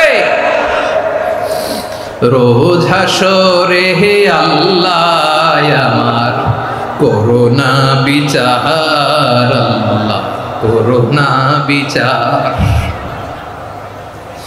বিচার চাহি না তব দয়া চাই, এ গুনাহগার করোনা বিচার। আপনার আমল দিয়ে জান্নাতে যাবেন? কি দিয়ে যাবেন? আল্লাহর দয়া দিয়ে। আল্লাহর রহম আর দয়া ছাড়া কেউ জান্নাতের চেহারাও দেখতে পাবে না। আমার প্রিয় ভাইরা, এই দোয়া আল্লাহর কাছে পছন্দনীয় হওয়ার কারণ 3টা। দোয়ার প্রথম অংশে আছে তাওহীদ, আল্লাহর একত্ববাদের ঘোষণা। এই দোয়ার দ্বিতীয় অংশ আছে তাসবিহ, আল্লাহর প্রশংসা সূচক বাণী। এই দোয়ার 3 নাম্বার অংশ পাপের স্বীকৃতি। তাহলে আমরা সবাই গুনাহগার, আমরা আল্লাহর কাছে পাপের স্বীকৃতি দিয়ে বলবো, ও আল্লাহ ইন্নী কুনতু মিনাজ জালিমিন, আমরা জুলুম করেছি, পাপ করেছি, অন্যায় করেছি, আল্লাহ বুঝতে পারি নাই, শয়তানের ওয়াসওয়াসায় পড়ে, বন্ধুর পাল্লায় পড়ে, নফসের খায়েশ মিটাতে যে আল্লাহ করে ফেলেছি। তুমি গুনাহ না মাফ না করলে আমাদের গুনাহ মাফ করার দ্বিতীয় কেউ নাই। ঠিক কিনা বলেন? এভাবে অনুতপ্ত হয়ে যদি আল্লাহর কাছে দোয়া করেন, দেয়ালে পিঠ থেকে গেছে, কোনো রাস্তা নাই বের হওয়ার, ওই মুহূর্তেও আপনাকে বিপদ থেকে উদ্ধার করবে কে? বিশ্বনবী চরম বিপদে পড়লে 2টা দোয়া পড়তেন। প্রথম হলো এটা, লা ইলাহা ইল্লা আনতা সুবহানাকা ইন্নী কুনতু মিনাল জালিমিন। এই দোয়াটা আমরা বেশি বেশি পড়ব প্রিয় ভাইরা। রাজি আছেন? সবাই আওয়াজ করে পড়ুন ইনশাআল্লাহ। আমার প্রিয় ভাইয়েরা, বিপদে পড়লে বিশ্বনবী আরো একটা দোয়া পড়তেন, লা ইলাহা ইল্লাল্লাহুল আযীমুল হালিম। লা ইলাহা ইল্লাল্লাহু রাব্বুল আরশিল আযীম, লা ইলাহা ইল্লাল্লাহু রাব্বুস সামাওয়াতি ওয়াল আরদি ওয়া রাব্বুল আরশিল কারীম। এই যে বললাম রেকর্ড হয়ে গেছে, এখন তো আর ইনস্ট্যান্ট মুখস্থ না হলো, পরে মুখস্থ করে নেবেন। আল্লাহ ছাড়া কোনো উপাস্য নাই, তিনি সুমহান মহাসহিষ্ণু। আল্লাহ ছাড়া কোনো উপাস্য নাই, তিনি সুমহান আরশের অধিপতি। আল্লাহ ছাড়া কোনো উপাস্য নাই, তিনি আকাশের মালিক, জমিনের মালিক, তিনি সুবিশাল আরশের অধিপতি। সুবহানাল্লাহ পড়েন। এই দোয়াটা কেউ যদি পড়ে যদি এর ওসিলা করে দোয়া করে, তাকে বিপদ থেকে মুক্তি দেয় কে? মনে থাকবে আপনাদের? তাহলে বিপদের প্রথম ধাক্কায় কি যেন পড়তে হয়? ইন্না লিল্লাহ। তারপরে কি বলে আল্লাহর কাছে নিজেকে সঁপে দিতে হয়? দেয়ালে পিঠ থেকে গেলে লা ইলাহা ইল্লা আনতা সুবহানাকা ইন্নী কুনতু মিনাজ জালিমিন।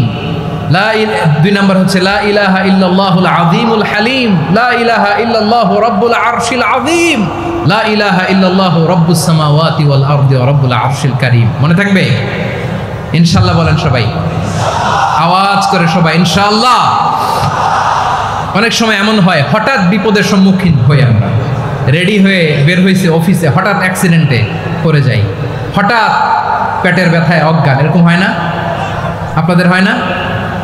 বিষ্ণু ইসলাম বলেন, আকস্মিক দুর্ঘটনার বিপদ থেকে যদি কেউ বাঁচতে চায়, সকাল সন্ধ্যা যেন প্রত্যেকে এই দোয়াটা পড়ে। সকালে যদি 3 বার পড়ে, সন্ধ্যা পর্যন্ত হঠাৎ বিপদ থেকে সে রক্ষা পাবে। To be protected from sudden calamity, sudden disaster, sudden calamity, হঠাৎ বিপদ, হঠাৎ ভয়ঙ্কর কোন আকস্মিক বিপদ থেকে আল্লাহ বাঁচায় দেবে। সকালে পড়লে সন্ধ্যা পর্যন্ত প্রোটেক্টেড, সন্ধ্যাবেলায় যদি 3 বার পরে সকাল পর্যন্ত প্রোটেক্টেড। সুবহানাল্লাহ পড়ে। দোয়াটা কি? দোয়াটা হচ্ছে বিসমিল্লাহিল্লাযী লা ইয়াদুররু মা ইসমিহি শাইউন ফিল আরদি ওয়ালা ফিস সামাই ওয়া হুয়াস সামিউল আলিম। ছোট না? অনেক ছোট, মুখস্থ করবেন। বিসমিল্লাহিল্লাযী লা ইয়াদুররু মা ইসমিহি শাইউন ফিল আরদি ওয়ালা ফিস সামা। ওই আল্লাহর নাম নিচ্ছি, যে আল্লাহর নামের বরকতে আকাশ জমিনের কোনো কিছু কারো কোনো ক্ষতি সাধন করতে পারে না। তিনি সর্বশ্রোতা, সর্বজ্ঞ। সুবহানাল্লাহ পড়েন। পড়বেন এই দোয়াটা, বিসমিল্লাহিল্লাযী লা ইয়াদুররু মা ইসমিহি শাইউন ফিল আরদি ওয়ালা ফিস সামাই ওয়া হুয়াস সামিউল আলিম। ফজরের পরে 3 বার, মাগরিবের পরে 3 বার যদি কেউ পড়ে, প্রোটেক্টেড, যে কোনো হঠাৎ বিপদ থেকে প্রোটেক্টেড। প্রোটেক্ট করেন কে? ওই আল্লাহর নাম নিচ্ছি, যে আল্লাহর নামের ওসিলায় আকাশ জমিনের কোনো কিছু কোনো ক্ষতি করতে পারে না। সুবহানাল্লাহ পড়েন। আচ্ছা, এবার আমাদের জীবনে দুশ্চিন্তা আছে না নাই বলেন? Tension, hyper tension, anxiety, depression, চিন্তা, টেনশন নাই, এরকম কে কে আছে দেখি? হাত তোলেন। ওই যে হাত তুলছে এক আল্লাহর ওলি, ওই যে টেনশন নাই তোমার, মাশাআল্লাহ। ও না বুঝে তুলছে, ঝোঁকের চোটে, জোশের ঠেলায় ধাক্কায় তুলে ফেলছে। সবার জীবনে টেনশন আছে না নাই? এই দুশ্চিন্তা, পেরেশানি, মারাত্মক পেরেশানি থেকে মুক্তি পাওয়ার জন্য বিষ্ণু ইসলাম 2টো দোয়া পড়তেন। কয়টা? অনেকগুলো পড়তেন। স্পেশাল 2টো দোয়া আজকে আপনাদের শিখায় যাব, শুনবেন না? কষ্ট হচ্ছে? সংক্ষিপ্ত মুনাজাত দিয়ে দেই। ওরে আল্লাহ, আমি তো 9:30 ক্রস করে ফেলছি মাসুদ ভাই, খেয়াল করে নেই। আরো কয়েক মিনিট? ঠিক আছে, ঠিক আছে। পেরেশানিতে পড়লে, টেনশনে পড়লে এই দোয়াটা, প্রিয় ভাইরা, বিষ্ণু ইসলাম যখন খুব বিপদে পড়তেন, দুশ্চিন্তা ওনাকে ঘিরে ধরতো, উনি পড়তেন ইয়া হাইয়ু ইয়া কাইয়ুম বিরহমাতিকা আস্তাগীথ, ইয়া হাইয়ু ইয়া কাইয়ুম বিরহমাতিকা আস্তাগীথ, ইয়া হাইয়ু ইয়া কাইয়ুম, হে শাশ্বত অবিনশ্বর, হে চিরঞ্জীব, বিরহমাতিকা আস্তাগীথ, তোমার রহমতের উসিলায় তোমার কাছে ফরিয়াদ করি। এটা পড়তেন। আবার আরেক বর্ণনায় এসেছে ইয়া হাইয়ু ইয়া কাইয়ুম বিরহমাতিকা আস্তাগীথ আসলিহ লি শা'নি কুল্লাহু ওয়ালা তাকিলনি ইলা নাফসি তরফাতা আইন। আসলিহ লি শা'নি কুল্লাহ, আল্লাহ আমার সব কিছু আপনি সেটেল করে দেন। আমাদের সব ঝামেলা সেটেল করে দিতে পারে কে? আমরা তো সেটেলমেন্টের জন্য এসপি সাহেবের কাছে যাই, ডিসি সাহেবের কাছে যাই, অমুক ভাইয়ের কাছে যাই, তমুক ভাইয়ের কাছে যাই। এই দোয়া পড়লে আরশের উপর থেকে আপনার ম্যাটার সেটেল করে দিবে কে? তাহলে পড়বেন ইয়া হাইয়ু, হে চিরঞ্জীব। হাইয়ু মানে চিরঞ্জীব, যিনি চিরকাল বেঁচে থাকবেন, মরবেন না। আল্লাহ মরবেন? তার কোনো লয় আছে? ক্ষয় আছে? সূরা রহমানে আল্লাহ বললেন কুল্লু মান আলাইহা ফানি ওয়া ইয়াবকা ওয়াজহু রাব্বিকা দুল জালালি ওয়াল ইকরাম ফাবিআইয়ি আলাই রাব্বিকুমা তুকাযিবান। জমিনে যা আছে সব ফান, ভ্যানিশ হয়ে যাবে, নিশ্চিহ্ন হয়ে যাবে, শেষ হয়ে যাবে, সব বিলুপ্ত হয়ে যাবে, একজন ছাড়া। জোরে বলেন তিনি কে? ইয়া হাইয়ু। আমার সাথে আওয়াজ করে পড়েন, ইয়া হাইয়ু, ইয়া কাইয়ুম, ইয়া হাইয়ু, ইয়া কাইয়ুম বিরহমাতিকা আস্তাগীথ আসলিহ লি শা'নি কুল্লা ওয়ালা তাকিলনি ইলা নাফসি তরফাতা আইন। এভাবে দোয়া করলে আপনাকে বিপদ মুক্ত করবে কে? এই দোয়াটা কেন পছন্দ আল্লাহর কাছে? কারণ এখানে আল্লাহর দুইটা সুন্দর নাম আছে, গুণবাচক নাম, আল হাই, আল কাইয়ুম। এই দুটো নাম আছে এখানে। আবার এই দুইটা আয়াতুল কুরসির অংশ। আয়াতুল কুরসির শুরুতে এটা আছে না নাই? হ্যাঁ, আছে না নাই? 3 নাম্বার কারণ এটা ইসমে আজম। কোন দোয়াটা ইসমে আজম? যে দোয়া ওসিলায় দোয়া করলে আল্লাহ দোয়া ফেরায় না। অনেকগুলো মত আছে, সবচেয়ে ভ্যালিড মত হচ্ছে এটা, ইয়া হাইয়ু ইয়া কাইয়ুম। এর ওসিলা দিয়ে দোয়া করলে দোয়া কবুল করে কে? 2 নম্বরে বিশ্বনবী মারাত্মক বিপদে পড়লে আরেকটা দোয়া পড়তেন, আল্লাহুম্মা ইন্নী আবদুক। আগে দোয়াটা পড়ি, শুনেন। আল্লাহুম্মা ইন্নী আবদুক ওয়া ইবনু আবদিক ওয়া ইবনু আমাতিক নাসিয়াতি বিয়াদিক মাদিন ফিয়া হুকমুক আদলুন ফিয়া কাদাউক আসআলুকা বিকুল্লি ইসমিন হুয়া লাক সাম্মাইতা বিহি নাফসাক আও আনসালতাহু ফি কিতাবিক আও আল্লামতাহু আহাদাম মিন খালকিক আও ইস্তা'সারতা বিহি ফি ইলমিল গায়বি ইনদাক আন তাজআলাল কুরআনা রাবিআ কলবি ওয়া নূরা সাদরি ওয়া জালাআ হুজনি ওয়া যাহাবা হাম্মি। সুবহানাল্লাহ পড়েন। বিষ্ণুই বলতেন, আল্লাহুম্মা ইন্নী আবদুক, ও আল্লাহ আমি আপনার গোলাম, ওয়া ইবনু আবদিক, গোলামের ঘরের গোলাম, ওয়া ইবনু আমাতিক, বাদীর ঘরের গোলাম। মানে আল্লাহ আমি আপনার গোলাম। আমার বাবা আব্দুল্লাহ ছিল আপনার গোলাম, আমার মা আমিনা ছিল আপনার বাদী। মানে আমরা গোলাম বংশের, সব গোলাম। নিজের এর চেয়ে আর ছোট করে আল্লাহর কাছে উপস্থাপন করা যায় আমার ভাইরা? কথা কি বুঝতেছেন? নিজেকে এর চাইতে ছোট, নগণ্য আর তুচ্ছ করে আল্লাহর সাথে প্রেজেন্ট করা যায়? বিশ্বনবী বললেন, ও আল্লাহ আমি আপনার গোলাম, গোলামের ঘরের গোলাম, দাসীর ঘরের গোলাম, নাসিয়াতি বিয়াদিক, আমার মাথার চুলের ছুটি আপনার হাতের মুঠোয়। আপনি ডানে টান দিলে আমি ডানে যেতে বাধ্য, আপনি বাঁয়ে টান দিলে বাঁয়ে যেতে বাধ্য।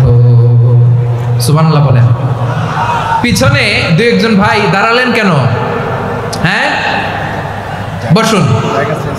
জায়গা চেঞ্জ করতেছে, সেই দুপুর থেকে বসে আছে, আমি জানি। মাশাআল্লাহ, কেউ 2-1 বেরিয়েছে, গ্যাপ পূরণ করতেছে। মাশাআল্লাহ। পড়েন সুবহানাল্লাহ, আলহামদুলিল্লাহ, লা ইলাহা ইল্লাল্লাহ মুহাম্মাদুর রাসূলুল্লাহ সাল্লাল্লাহু আলাইহি ওয়াসাল্লাম। বিশ্বনবী বললেন, আল্লাহ আমার মাথার চুলের ঝুঁটি আপনার হাতের মুঠোয়। আচ্ছা, এইভাবে কাকে ধরা হয়? যে খুব ছোট, ঠিক কি না? নিজেকে কত ছোট করলেন বিশ্বনবী। ও আল্লাহ আমার মাথার চুলের ঝুঁটি আপনার হাতের মুঠোয়, আপনি ডানে টানলে আমি ডানে যাব, বাঁয়ে টানলে বাঁয়ে যাব। আল্লাহ আসআলুকা বিকুল্লি ইসমিন হুয়া লাক নাসিয়াতি বিয়াদিক মাদিন ফিয়া হুকমুক, আপনার নির্দেশ আমার উপর কার্যকর হবেই হবে। আদলুন ফিয়া কাদাউক, আপনার ফয়সালা, যেই ফয়সালাই আপনি আমার জন্য করেন এটাই ইনসাফ। সুবহানাল্লাহ বলেন। আমরা আল্লাহর ফয়সালায় সন্তুষ্ট হতে চাই না। কত কমপ্লেইন, আল্লাহ তুমি এটা দিলা না, ওইটা পাইলাম না, ওইটা হইল না রে, এরকম অভিযোগ, কমপ্লেইন আমাদের আছে না নাই?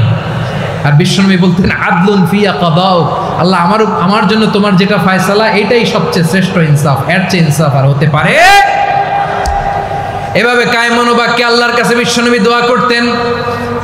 এরপরে বিশ্বনবী বললেন, আল্লাহ তোমার যত নাম আছে সব নামের ওসিলায় দোয়া করি, যে নাম তুমি আমাদেরকে জানিয়েছো, যে নাম তুমি আমাদেরকে জানাও নাই, যে নাম তুমি কোরআনে নাজিল করেছো, যে নাম নাজিল করো নাই, যে নাম শুধু নবীদেরকে জানিয়েছো। আর আল্লাহর এমন কিছু চমৎকার চমৎকার সুন্দর সুন্দর নাম আছে, এই নামগুলো রব্বুল আলামিন কাউকে জানাবে না। সুবহানাল্লাহ বলেন। আমরা তো 99 নাম জানি, 100 নাম জানি আল্লাহ, কিন্তু আল্লাহর এমনও কিছু নাম আছে যেগুলো আল্লাহ বিশ্বনবীরও জানায় নাই। এগুলো আল্লাহ ইলমুল গাইবে রেখে দিয়েছেন। দোয়ার সময় বলবেন, আল্লাহ তোমার যেই নামগুলো জানি, যেগুলো জানি না, যেগুলো কোরআনে আছে, যেগুলো নাই, যেগুলো নবীরে খাসভাবে জানাইছো ওগুলোর উসিলায়, যেগুলো কোনোদিন জানাবাও না তোমার ওই নামের উসিলাও তোমার কাছে চাই। আল্লাহ কোরআনকে আমার হৃদয়ের বসন্ত বানাও, আমার বক্ষের জ্যোতি বানাও, আমার চিন্তা দুশ্চিন্তা তুমি দূর করে দাও। বিশ্বনবী বললেন, এই কালিমাগুলো, এই বাক্যগুলো পড়ে যদি কেউ আল্লাহর কাছে ফরিয়াদ করে, তার হৃদয় থেকে দুশ্চিন্তা কাটিয়ে দিবে কে? পড়বেন, এই দোয়াগুলো পড়বেন। আচ্ছা, সব শেষে বলি, ঋণের বোঝায় যারা জর্জরিত, বিষ্ণু ইসলাম চমৎকার একটা দোয়া শিখিয়েছেন। আমাদের অনেকে ঋণের বোঝায় জর্জরিত, আছে না নাই? এদিকে কেউ আছেন? থাকলে হাত তোলার দরকার নেই, থাকলে এই দোয়াটা পড়বেন। এক সাহাবীর নাম আবু উমামা, নামাজের ওয়াক্ত ছাড়া উনি মসজিদে যেয়ে বসে আছে। বিষ্ণু বললেন, কিরে আবু উমামা, নামাজের তো ওয়াক্ত হয় নাই, মসজিদে কি?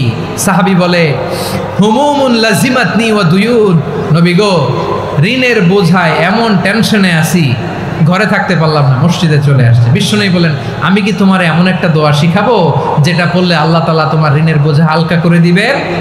আবু উমামা বললেন, ইয়া রাসূলুল্লাহ, অবশ্যই শিখাবেন। বিশ্বনবী বললেন, তাহলে তুমি পড়বা, আল্লাহুম্মা ইন্নী আউযু বিকা মিনাল হাম্মি ওয়াল হাযান ওয়া আউযু বিকা মিনাল জুবনি ওয়াল বুখল ওয়া আউযু বিকা মিন গালাবাতিদ দাইনি ওয়া কাহরির রিজাল।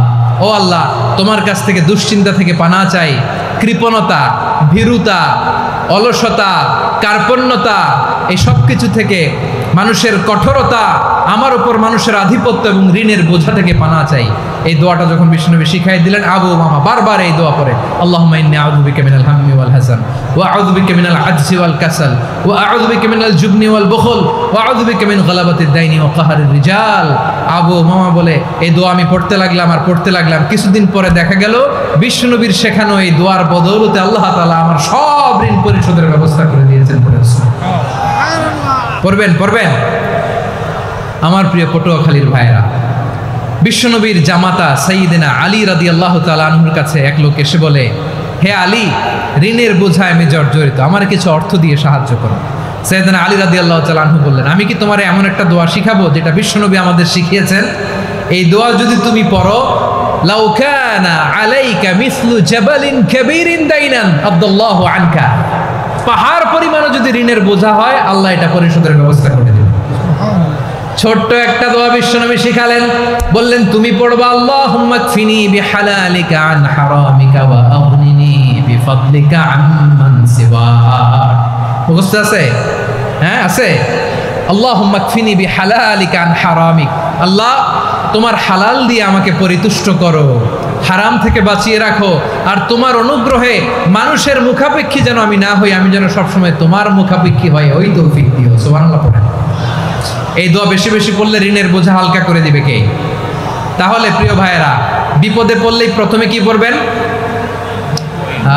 পটুয়াখালী ভুইলা গেছে। বিপদে পড়লেই প্রথমে ইন্না লিল্লাহ কি বলে নিজেকে আল্লাহর কাছে সঁপে দিতে হয়? হাসবুনাল্লাহ। চরম বিপদে দেয়ালে পিঠ থেকে গেছে, তখন লা ইলাহা ইল্লা আনতা সুবহানাকা ইন্নী কুনতু মিনাজ জালিমিন। এরপরে লা ইলাহা ইল্লাল্লাহুল আযীমুল হালিম, এই দোয়া। আকস্মিক বিপদ, হঠাৎ যেন কোনো বিপদ আমাকে পেয়ে না বসে, এটার জন্য বিসমিল্লাহিল্লাযী লা ইয়াদুররু মা ইসমিহি শাইউন ফিল আরদি ওয়ালা ফিস সামাই ওয়া হুয়াস সামিউল আলিম। সকালে 3 বার, রাতে 3 বার। আর মারাত্মক tension, hyper tension, anxiety, depression থেকে বাঁচার জন্য 2 দোয়া, ইয়া হাইয়্যু ইয়া কাইয়্যুম, ইয়া হাইয়্যু ইয়া কাইয়্যুম, মনে থাকবে? আর আল্লাহুম্মা ইন্নী আবদুক, এই দোয়া।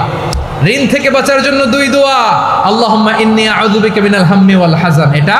আর আল্লাহুম্মা কফিনি বিহালালিকা আন হারামিকা ওয়া আগনিনি বিফাদলিকা আম্মান সিওয়াক।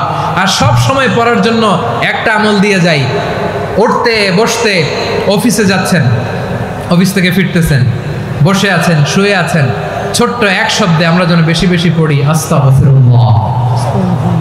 আওয়াজ করে আমার সাথে পড়ুন, আস্তাগফিরুল্লাহ। আবার পড়ুন, আস্তাগফিরুল্লাহ। আল্লাহ রাসূল সাল্লাল্লাহু আলাইহি ওয়াসাল্লাম বলেন, মান লাজিমাল ইস্তিগফার, যে সব সময় এরকম ইস্তিগফারের সাথে লেগে থাকে, জাআলাল্লাহু লাহু মিন কুল্লি যিকিন মাখরাজা, আল্লাহ তাআলা তাকে কোনো বিপদে আটকান না, সে জীবনে আটকাবে না, যে কোনো বিপদে আল্লাহ তার রাস্তা বের করে দিবে। Way out, you will get a way out and solution. সুবহানাল্লাহ। ওয়া মিন কুল্লি হাম্মিন ফারাজা, দুশ্চিন্তা মুক্ত হবে, ওয়ারযুকহু মিন হাইসু লা ইয়াহতাসিব, এমন জায়গা থেকে আল্লাহ রিজিকের বন্দোবস্ত করবে যেটা সে কল্পনাও করে নাই। আওয়াজ করে পড়েন সুবহানাল্লাহ। তাহলে মনে থাকবে আস্তাগফিরুল্লাহর কথা। সব শেষ কথা বলবো, সব শেষ আমার প্রিয় ভাইয়েরা। এটা গেল নিজের বিপদ। কিসের বিপদ? নিজে যদি বিপদে পড়েন। অন্যের বিপদ যদি দেখেন, এটার জন্য একটা দোয়া আছে। অনেক সময় আমরা দেখি হাসপাতালে ক্যান্সারের 3rd স্টেজে চলে গেছে, লোকটা হ্যাংলা হয়ে চিকন হয়ে হায়রে কি কষ্ট পায়, দেখি না?